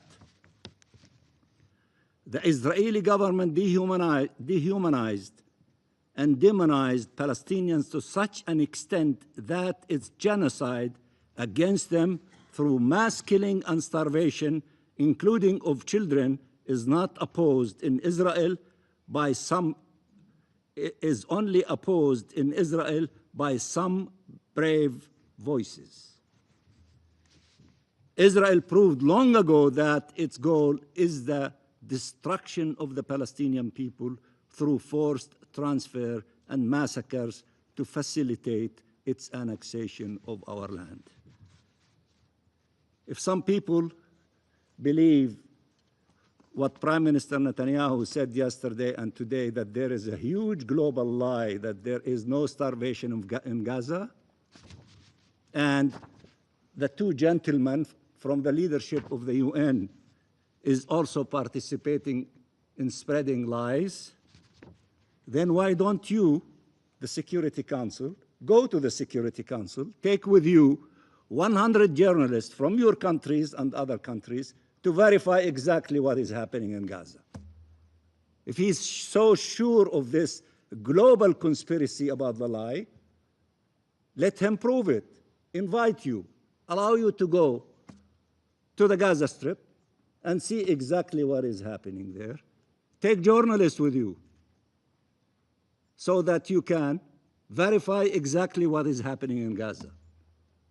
Because I think Mr. Netanyahu, in spite of all of the effort that he is putting with his government, he doesn't have credibility. He did not convince almost all of you and tens of countries outside this chamber from his narrative, and the narrative of his government, and the narrative of his foreign minister, who came trying to manipulate a humanitarian story of a captive and the pain of that caused to that family, and he failed in trying to convince you to forget about the pain of the Palestinian people. Such illegal and immoral plans cannot be met with only outrage. That would not be sufficient. They require the mobilization of all the tools available to stop them, and we really appreciate the massive reaction from almost all countries in all corners of the globe, whether Arab and Muslim countries, or European countries, or countries that are sitting around this table, in condemning, as 5 of them stood outside this chamber in a brave way and principled way, not to please anyone, not to reward anyone, but to act on the basis of principles and conviction in condemning this plan by the Israeli government and demanding that they stop this plan, not to allow it to be implemented and to reconsider. Israel proved long ago it does not care about the Charter, international law, or the resolutions of this Council if not accompanied by consequences. These facts have led many to rightly wonder, how on earth is Israel still allowed to sit around this table and in these United Nations? If it was another country, you would have been imposing sanctions long time ago. Mr. President, countries around the world are adopting more and more measures to end any form of complicity and to advance accountability, and we appreciate these efforts. Country like Germany to decide not to send weapons to Israel to kill our people in Gaza, just only to use one example. All states should undertake such steps immediately. Of course, it would be wonderful if you implement your resolutions, and would be excessively wonderful if you adopt additional resolutions with measures. But if these are not possible, act in your national capacity. You have tools available to you, in addition to the tools available to the Security Council, but you have tools available to you in your national capacity. Many of you are using them. I urge others to use them and to ask others to do many other things, including the recognition of the State of Palestine. All states should undertake such steps immediately. But in the face of such contempt and of 2 million lives being destroyed, of people, children, killed, maimed, displaced, starved, humiliated, mutilated, buried alive, burnt alive, abducted, tortured, orphaned, bereaved, shattered, torn apart, the measures taken do not match the level of the crimes committed so as to truly deter them. Mr. President, 2 million people continue to endure pain and agony that no human or nation should ever be forced to. They matter. Every single one of them matters, and no one matters more than them. The position of Palestine is unequivocal. We reject all harm to civilians, and our civilians are not less civilians. Their lives are not less worthy. We have never justified and always rejected harming Israeli civilians, killing them or taking them hostage. But we reject any attempt to justify the massacres committed by Israel against Palestinian civilians, or its abduction of thousands of Palestinians, or its starvation policy, or its displacement policy, or its annexation policy. There is no justification whatsoever for such brutality, such impunity. We have called for a ceasefire over and over again, and we were clear that Hamas must work with the mediators to remove any obstacle to excuse that would prolong this war. We appreciate the efforts by Egypt, Qatar, and the United States in this regard. We presented plans and proposals and cooperated with every effort to facilitate an agreement to end the war on our people, while reiterating clearly that the absence of such an agreement in no way allows Israel to pursue its war of atrocities against the Palestinian people, including these plans of trying to expel 1 million people from the Gaza City and to have a number of divisions of the Israeli army to control all corners of the Gaza Strip. Neither a ceasefire agreement was reached, nor the massacres stopped. The devastation of our people, the annihilation of life in Gaza continues as we speak. Therefore, given Netanyahu's insistence to pursue this genocide, to destroy our people through death and displacement, to annex our land, to destroy Palestine, and with it, any chance for peace, this Council must act under Chapter 7 to deprive Israel of the means to pursue this war of atrocities. And I appreciate that a number of you refer to that explicitly, and others refer to it by implication. To hold it accountable for its crimes and to send an immediate international protection force to save the Palestinian people from certain death. There is no doubt that it is Israel's impunity that led to Israelis' insanity. And as the world said clearly, that nothing that Israel did before the 7th of October could justify harming Israeli civilians on the 7th of October. Nothing that Hamas did on the 7th of October can justify harming Palestinian civilians since. As long as Israel is above the law, it will act as an outlaw state. Mr. President, as they have for over 20 years since the Arab Peace Initiative, the region and Palestine are making the choice of peace.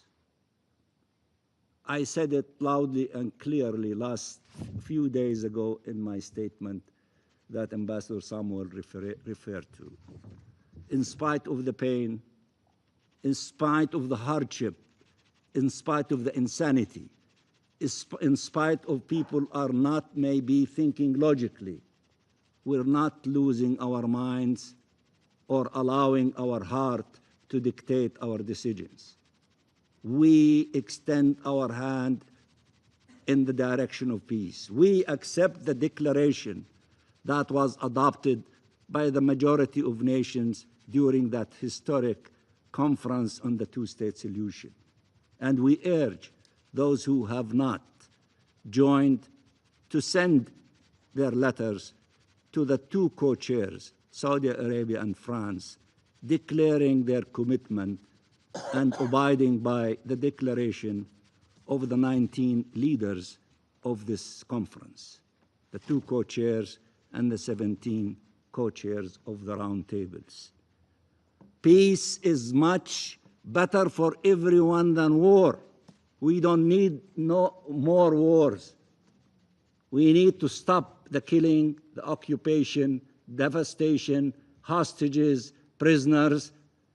We need to respond to the call of millions of people in all corners of the globe, in all capitals, who are saying, peace now, ceasefire now, release of hostages and prisoners now, stop the starvation, send food and medicine and water up to scale to the Palestinian people in the Gaza Strip, allow for the reconstruction of Gaza, allow for the implementation of the two-state solution by beginning with ending this illegal occupation, the independence of the State of Palestine with East Jerusalem as its capital, and therefore to have the two-state solution as a reality on the ground.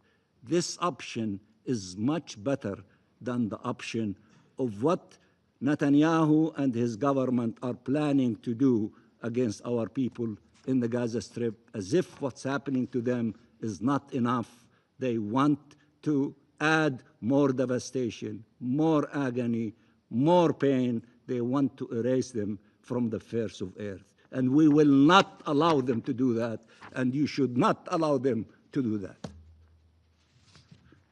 We are willing to work with the US administration, Saudi Arabia, and France, and the members of this council and other regional and international partners to bring this war on our people to an end now. To end the bloodshed and the suffering now and once and for all. To achieve freedom and shared peace, security and prosperity. We have a duty to act and cannot waver. Your actions today will determine the fate of millions of people tomorrow, at least those who would have survived by then, and the fate of our region for generations to come. And I thank you very much, Mr. President. Agradezco a la delegación del Estado Observador de Palestina su declaración. Doy la palabra a la delegación de Israel. Thank you, Mr. President, and to our briefers here today. Despite some extraordinary and brazen language and statements we heard here, I will, however, attempt to address the supposed reason for the convening of this meeting. On Thursday night, Israel's Security Cabinet approved the Prime Minister's proposal to defeat the Iran-backed Hamas terrorist organization. This is the same organization responsible for the October 7th attack, currently holding 50 hostages under unimaginable conditions, and remaining the sole source of suffering for the population in Gaza. The IDF is preparing to take control of Gaza City while ensuring humanitarian assistance flows to civilians outside combat zones and away from the reach of Hamas. This is not conquest. Israel has no plans or desire to permanently occupy Gaza. This is liberation from a brutal terror regime. As our briefer stated earlier, I wish to reiterate the principles, the 5 clear principles that the Israeli Security Cabinet adopted for concluding the war. 1, the disarming of Hamas. 2, the return of all our hostages, both living and deceased. 3, the demilitarization of the Gaza Strip. 4, Israeli security control in the Gaza Strip. 5, the establishment of a non-Israeli peaceful civil administration governed neither by Hamas nor the Palestinian Authority. This is the only way to ensure a better future for Israelis and Palestinians alike. Prime Minister Netanyahu has made it clear. Israel's goal is not to take over Gaza, but to free Gaza from Hamas and enable a peaceful government to rise in its place. This is the path to stability. This is the path to peace. Hamas's repeated refusal to agree to ceasefire arrangements, together with the horrific images of Eviatar David and Rom Braslavsky, exposing yet another aspect of the organization's monstrosity, make it clear that Hamas will not relinquish its control over Gaza through peaceful means. Nonetheless, despite a broad international consensus that Hamas cannot remain in power, and despite clear evidence of its refusal to give up control, parts of the international community continue to oppose Israel's efforts to act against Hamas.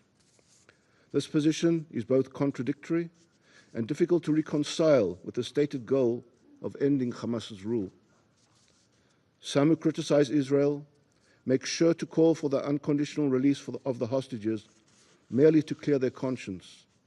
But how can one ignore the fact that Hamas is exploiting the hostages and the Gazan population to maintain its position, benefiting from attempts to pressure Israel and from the willingness of some countries to recognize a Palestinian state? As Secretary of State Rubio said, talks with Hamas fell apart on the day President Macron made the unilateral decision that he's going to recognize the Palestinian state. Those messages, largely symbolic in their minds, actually have made it harder to get peace and harder to achieve a deal with Hamas. As was mentioned before, Hamas itself has even admitted this. The pressure should not be placed on Israel, who suffered the most horrific attack against the Jewish people since the Holocaust, but on Hamas, in order to demand the immediate and unconditional release of our hostages. Yet, in a complete inversion of morality and logic, this body has urgently convened to chastise the one democracy in the Middle East, the nation standing on the front line of the battle against radical extremist terrorism. If this body truly believes in justice and morality, then let your urgency be directed where it belongs, towards dismantling Hamas, towards freeing our hostages, toward ensuring that such atrocities never happen again. Anything less is not urgency, it is hypocrisy. I thank you, Mr. President. Agradezco la delegación de Israel su declaración. Doy la palabra a la delegación de Irak. سيد الرئيس، أود أن ألقي هذا البيان نيابة عن المجموعة العربية، وبداية أغتنم الفرصة لإعراب عن تهنئتكم على تولي رئاسة مجلس الأمن لهذا الشهر، والشكر لإتاحة الفرصة لنا للإدلاء بهذا البيان. كما نتقدم بالشكر للسيد جينكا والسيد راجا سينكام على إحاطتهما القيمة.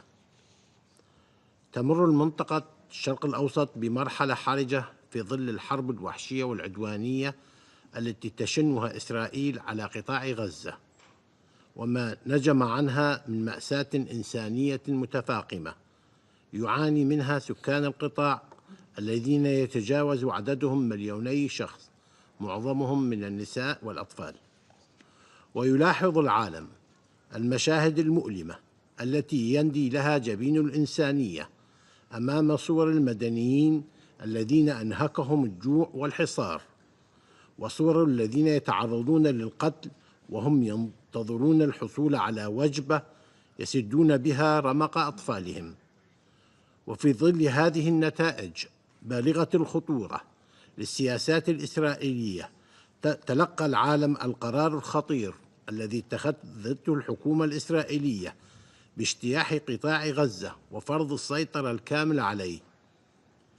تدين المجموعة العربية بأشد العبارات الخطة التي أقرها المجلس الوزاري المصغر التي تستهدف لترسيخ احتلالها لقطاع غزة وتوسع السيطرة العسكرية عليه بالكامل، باعتبارها استمراراً للخروقات الإسرائيلية الجسيمة للقانون الدولي والقانون الدولي الإنساني، وتقويضاً واضحاً للحلول السلمية وحق الشعب الفلسطيني غير قابل للتصرف في إقامة دولته المستقلة وعاصمتها القدس.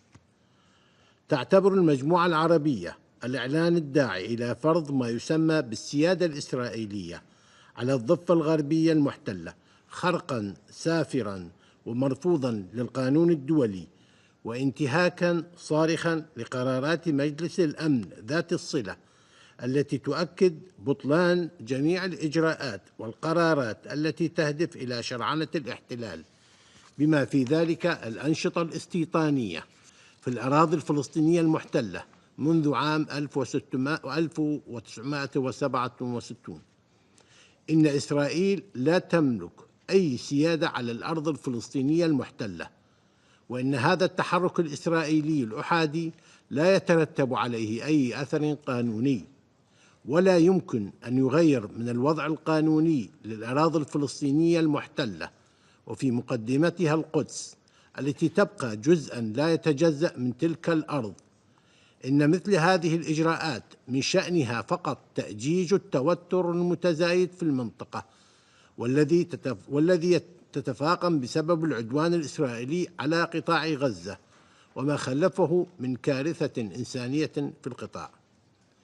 سيد الرئيس، تدين المجموعة العربية تعرض المدنيين في قطاع غزة إلى القتل والتجويع والإذلال واستخدام الاحتلال الإسرائيلي المتكرر للتجويع كأسلوب في الحرب، واستخدام الغذاء كأداة للضغط، كما تدين بشدة العبارات سياسات الحصر والتهجير القسري للمدنيين الأبرياء، والاستهداف المتكرر للمرافق المدنية بما فيها المستشفيات ومراكز الإيواء النازحين والمرافق الحيوية، وهو ما يعد انتهاكا صارخا للقانون الإنساني الدولي.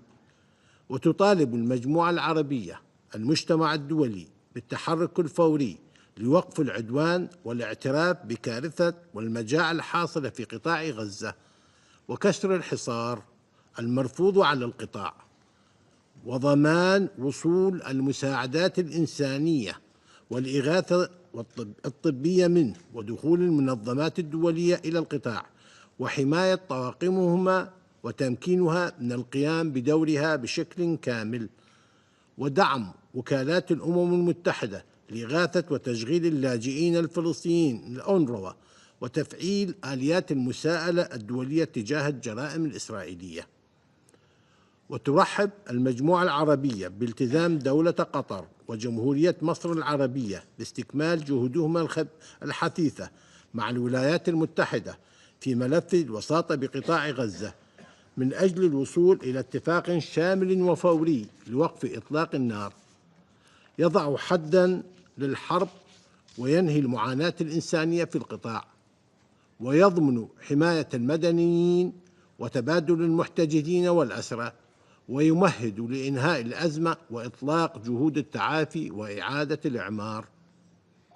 لقد طالبت المجموعة العربية مجلسكم الكريم وتكرر اليوم مطالبها استنادا إلى الولاية المنوطة بالمجلس وفق ميثاق الأمم المتحدة بوصفه الهيئة الرئيسية المسؤولة عن صون السلم والأمن الدوليين، بأن يتخذوا قراراً بموجب الفصل السابع من ميثاق الأمم المتحدة يضمن امتثال إسرائيل القوة القائمة بالاحتلال لقرارات المجلس ذات الصلة بالوقف الفوري لإطلاق النار في قطاع غزة، وأن يتخذ إجراءات فاعلة لإلزامها بإنهاء احتلالها غير القانوني للأراضي الفلسطينية، وتنفيذ مضامين الرأي الاستشاري لمحكمة العدل الدولية بتاريخ 19 من تموز يوليو 2024. السيد الرئيس، تؤكد المجموعة العربية على رفضها القاطع لمحاولات المساس بالحرم الإبراهيمي الشريف وجميع الأماكن المقدسة الإسلامية والمسيحية في الأراضي الفلسطينية المحتلة، بما في ذلك استهداف قوات الاحتلال الإسرائيلي مؤخراً الكنيسة اللاتينية في مدينة غزة. وتشدد المجموعة العربية على وجوب احترام الوضع القانوني والتاريخي القائم للمقدسات الإسلامية والمسيحية في مدينة القدس، وتؤكد أنه لا سيادة لإسرائيل القوة القائمة بالاحتلال على الأرض الفلسطينية ومواقع التراث الفلسطيني. وفي هذا الصدد تدين المجموعة العربية بشدة اقتحام عشرات المستوطنين الإسرائيليين يتقدمهم وزير الأمن القومي في حكومة الاحتلال باحات المجلس الأقصى المبارك، وكذلك تدين بشدة مخطط الاحتلال الإسرائيلي لنقل سلطة إدارة الحرم الإبراهيمي الشريف والإشراف عليه من وزارة الأوقاف والشؤون الدينية الفلسطينية وبلدية الخليل إلى المجلس الديني اليهودي في مستوطنة كريات 4.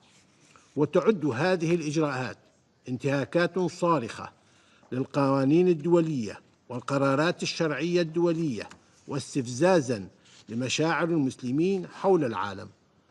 وتحذر المجموعة العربية من أن استمرار تلك الانتهاكات سينتج عنه توسيع دائرة العنف في المنطقة. وتدعو المجموعة العربية المجتمع الدولي إلى تحمل مسؤوليته الأخلاقية والقانونية لحماية المقدسات الدينية الفلسطينية، والالتزام سلطات الاحتلال الإسرائيلي بوقف مخططاته الإجرامية الهادفة لطمس الهوية الأصيلة للشعب الفلسطيني.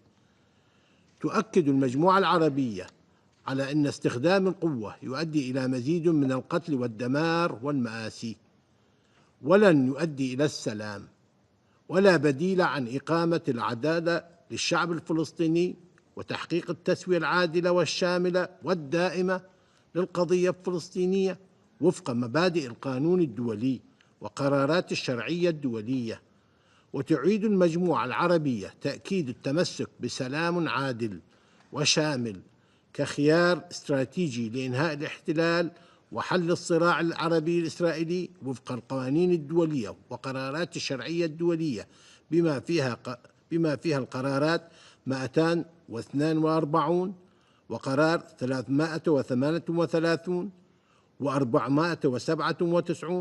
و1515 وأخيرا 2234. ومبدأ الأرض مقابل السلام ومبادرات السلام العربية لعام 2002 وإنهاء الاحتلال الاستعماري لأراضي الفلسطينية والعربية المحتلة بما فيها الجولان السورية المحتل والأراضي اللبنانية المحتلة، وتجسيد استقلال دولة فلسطين كاملة السيادة وعاصمتها القدس، واستعادة حقوق الشعب الفلسطيني غير قابل للتصرف بما فيها حقه في تقرير المصير وحق العودة وتعويض اللاجئين الفلسطينيين وحل قضيتهم وفق قرار الجمعية العامة رقم 194. وفي هذا الصدد فإن المؤتمر الدولي لتسوية القضية الفلسطينية بالوسائل السلمية الذي عقد الشهر الماضي برئاسة مشتركة من المملكة العربية السعودية وفرنسا قد جسد إرادة جماعية لدى المجتمع الدولي بمساهمة بشكل فعلي وجدي في دفع مسار التسوية السلمية للقضية الفلسطينية، والالتزامات ملموسة نحو تسوية عادلة وشاملة ودائمة لهذه القضية، ويسهم في إحلال السلام والأمن والاستقرار في سائر المنطقة. وترحب المجموعة العربية بالبيان الصادر بتاريخ 21 من تموز يوليو 2025 عن عدد من الدول بشأن الوضع في الأراضي الفلسطينية المحتلة، وما تضمنه من مطالبة واضحة بإنهاء العدوان على قطاع غزة والوقف الفوري لسياسات الإبادة الجماعية وإنهاء سياسات التجويع الممنهج وضمان محاسبة مرتكبي الجرائم بحق الفلسطيني وفرض عقوبات على الاحتلال الإسرائيلي وقاداته وميليشياته المستوطنين الإرهاب. كما ترحب المجموعة العربية بإعلان عدد من الدول عزمها الاعتراف بدولة فلسطين الشقيقة، وتعد ذلك خطوة إيجابية تنسجم مع الشرعية الدولية وقرارات مجلس الأمن ذات الصلة، ودعما مهما لحقوق المشروعة للشعب الفلسطيني الشقيق بما يمكنه من تقرير مصيره وإقامة دولته المستقلة، ويساهم في تعزيز فرص تحقيق السلام العادل والشامل في المنطقة. وتجدد المجموعة العربية دعوة جميع الدول التي لم تعترف بعد بدولة فلسطين إلى اتخاذ خطوات مماثلة تعكس الالتزام بالقانون الدولي وتدعم الحقوق التاريخية والثابتة للشعب الفلسطيني الشقيق على أرضه. وشكرا لكم سيد الرئيس. Agradezco a la delegación de Irak su declaración.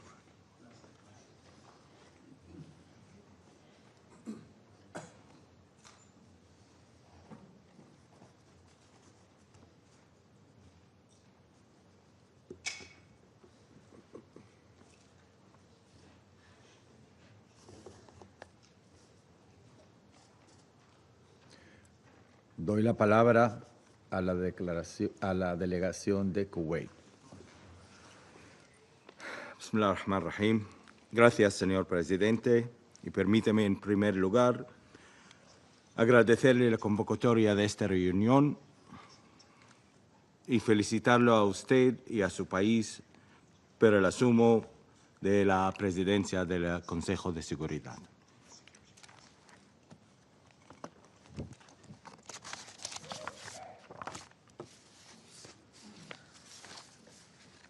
سيد الرئيس، أتشرف بإلقاء هذا البيان نيابة عن الدول الأعضاء في مجلس التعاون لدول الخليج العربية، وهي دولة الإمارات العربية المتحدة، مملكة البحرين، المملكة العربية السعودية، دولة قطر، سلطنة عمان، وبلادي دولة الكويت. ونتقدم بالشكر لكل من السيد ميروسلاف ينكا الأمين العام المساعد للشؤون السياسية، والسيد رامش راغاسينغام رئيس وممثل مكتب الأمم المتحدة لتنسيق الشؤون الإنسانية في جنيف على إحاطاتهم القيمة.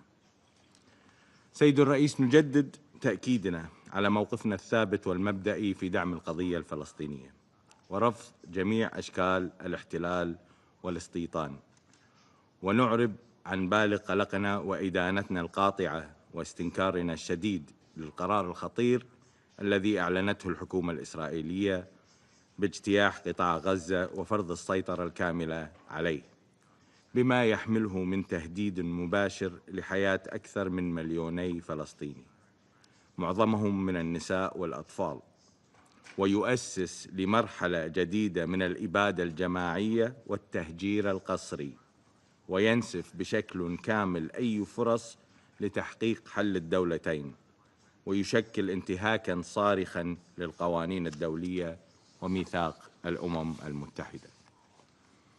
إن أي اجتياح شامل لقطاع غزة لن يقتصر أثره على الشعب الفلسطيني، بل سيؤثر على المنطقة بأسرها، وسيقودها إلى دوامة عنف وانفجار غير مسبوق تتحمل إسرائيل المسؤولية الكاملة عنه، كما سيتحمل المجتمع الدولي تبعات الصمت أو التقاعس عن منعه.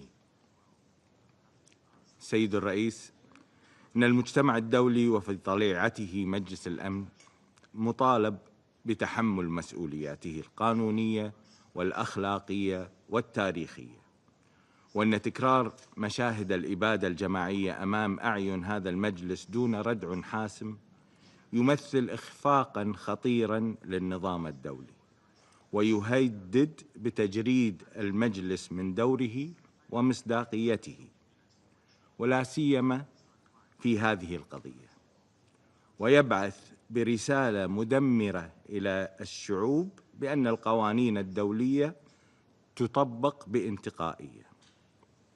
سيد الرئيس، يجب اتخاذ إجراءات عاجلة وملزمة بموجب الفصل 7 من ميثاق الأمم المتحدة لوقف هذا العدوان الغاشم، وضمان الحماية الدولية للشعب الفلسطيني، وتأمين وصول المساعدات الإنسانية والطبية والإغاثية بشكل آمن ومستدام، ودعم وكالة الأونروا ورفض أي محاولات لتقويض دورها.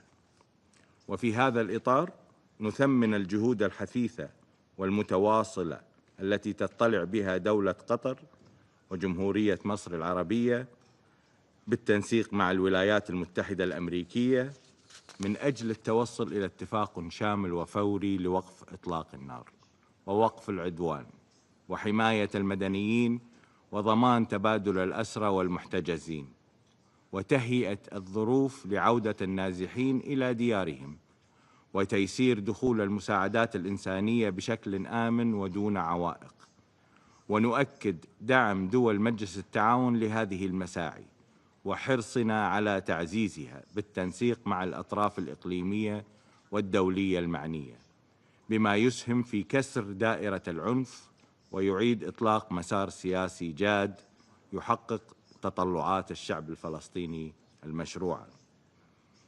سيد الرئيس، لقد شهدنا جميعاً قبل فترة قصيرة انعقاد المؤتمر الدولي رفيع المستوى للتسوية السلمية للقضية الفلسطينية وتنفيذ حل الدولتين بقيادة المملكة العربية السعودية والجمهورية الفرنسية، والذي جسد إرادة المجتمع الدولي في إعادة إطلاق مسار سياسي جاد نحو إقامة الدولة الفلسطينية المستقلة على حدود 4 يونيو 1967 وعاصمتها القدس الشرقية، مرحبين بهذا الصدد اعتراف عدد من الدول الصديقة بالدولة الفلسطينية. إلا أن ومع ذلك تواصل إسرائيل القوة القائمة بالاحتلال سياساتها الأحادية المخالفة للقانون الدولي، متحدية إرادة المجتمع الدولي وناقضة التعهدات والجهود التي بذلت خلال هذا المؤتمر.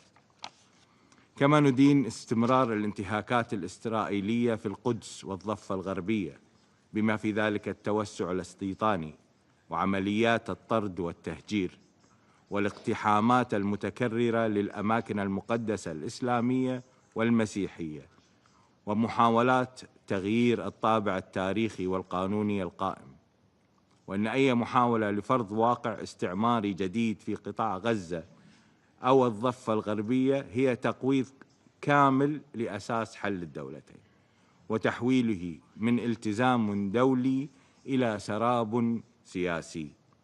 ونحذر من أن استمرار هذه السياسات سيؤدي إلى اتساع دائرة العنف. سيد الرئيس، إننا في مجلس التعاون لدول الخليج العربية نؤكد أن الطريق الوحيد لتحقيق الأمن والسلام في المنطقة هو إنهاء الاحتلال الإسرائيلي للأراضي الفلسطينية والعربية المحتلة، وتجسيد استقلال دولة فلسطين كاملة السيادة، وضمان حقوق الشعب الفلسطيني غير القابلة للتصرف، وفي مقدمتها حقه في تقرير المصير والعودة والعيش بكرامة على أرضه وفقاً لقرارات مجلس الأمن ذات الصلة، ولا سيما القرارات 242 338 497 1515 و 2334، وكذلك تنفيذ ما ورد في حيثيات الرأي الاستشاري لمحكمة العدل الدولية الصادر بتاريخ 19 يوليو 2024. وفي الختام نوجه من هذا المنبر رسالة واضحة: إن إفلات إسرائيل من المحاسبة لم يعد مقبولاً، وأن استمرار العدوان على غزة يشكل اختباراً حقيقياً لمصداقية النظام الدولي وقدرته على حماية الشعوب والسلم والأمن الدوليين. وشكراً السيد الرئيس. Agradezco a la delegación de Kuwait su declaración. Doy ahora la palabra a la delegación de Senegal.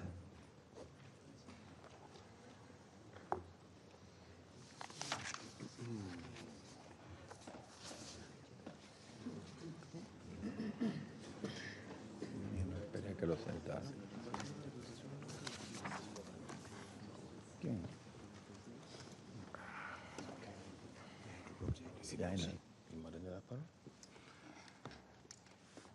Je vous remercie, Monsieur le Président. Monsieur le Président, j'ai saisi cette occasion pour vous féliciter et vous remercier d'avoir permis au Sénégal, qui préside le Comité pour l'exercice des droits inaliénables du peuple palestinien, de s'exprimer devant ce Conseil sur une question que nul ne peut plus ignorer, la tragédie humaine qui se déroule sous nos yeux à Gaza. Je salue également les interventions éclairantes de M. Miroslav Jenka et de M. Ramsey Razazingam. Monsieur le Président, Mesdames et Messieurs, nous exprimons notre profonde indignation face à cette tragédie. Plus de 60 000 vies brisées, des destructions massives, une population affamée, dépossédée, prise au piège d'attaques militaires qui ne sont rien d'autre qu'une punition collective, cruelle et illégale. Face à l'armée israélienne, ce sont des civils désarmés. Nous devons opposer à la force destructive d'Israël la force crédible et inébranlable du droit. Après la conférence internationale sur la solution à deux États, l'annonce par Israël de la prise de contrôle total de Gaza, une violation flagrante du droit international et un défi direct à la conscience humaine. Si le monde reste spectateur, nous ne serons pas seulement témoins d'une occupation illégale. Nous assisterons à l'effacement d'une dignité humaine, à la perpétration d'un crime d'apartheid et au déroulement d'un génocide. Le Sénégal condamne avec force les attaques contre les lieux saints, musulmans comme chrétiens, y compris l'Église de la Sainte Famille, et les intrusions provocatrices dans la cour de la mosquée d'Al-Aqsa.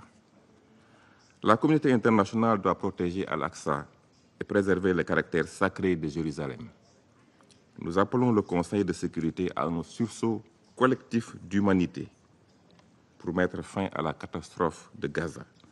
Cela passe par un embargo militaire et des restrictions sur les armes à destination de la puissance occupante.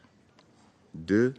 L'application immédiate de la résolution 2735-2024, c'est-à-dire cessez-le-feu durable, libération des otages, accès humanitaire sans entrave. Et 3. La reconnaissance de l'État de Palestine comme membre de plein droit de l'ONU et le déploiement d'une mission d'interposition.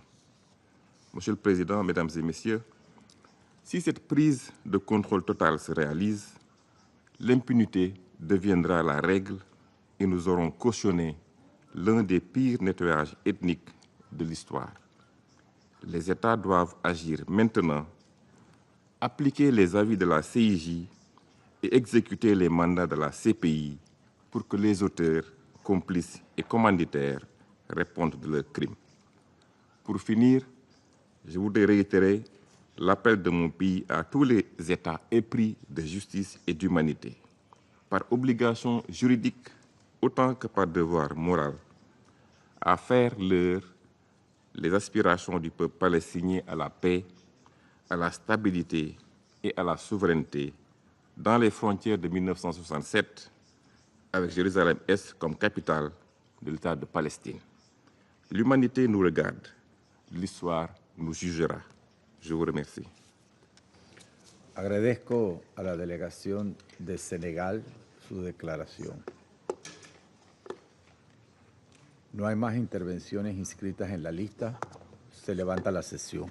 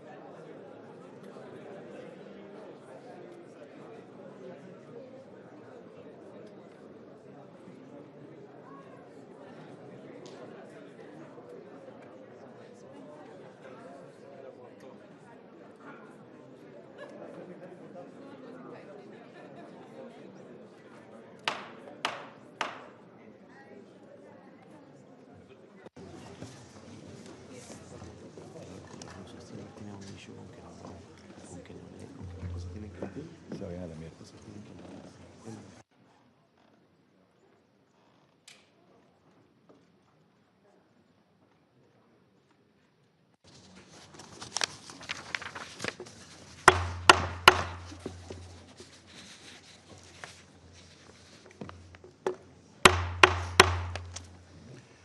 Declaro abierta la sesión número 9976 del Consejo de Seguridad.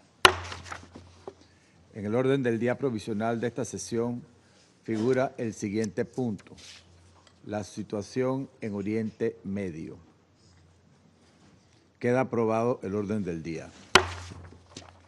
El Consejo de Seguridad comenzará ahora el examen del punto 2 del orden del día. El Consejo de Seguridad tiene ante sí el texto de una declaración de la Presidencia en nombre del Consejo sobre el tema de esta sesión. Agradezco a los miembros del Consejo por sus valiosas contribuciones a la declaración. De conformidad con el entendimiento alcanzado entre los miembros del Consejo de Seguridad, consideraré que los miembros del Consejo están de acuerdo con la declaración que se publicará como documento del Consejo de Seguridad con la asignatura S/PRST/2025/6.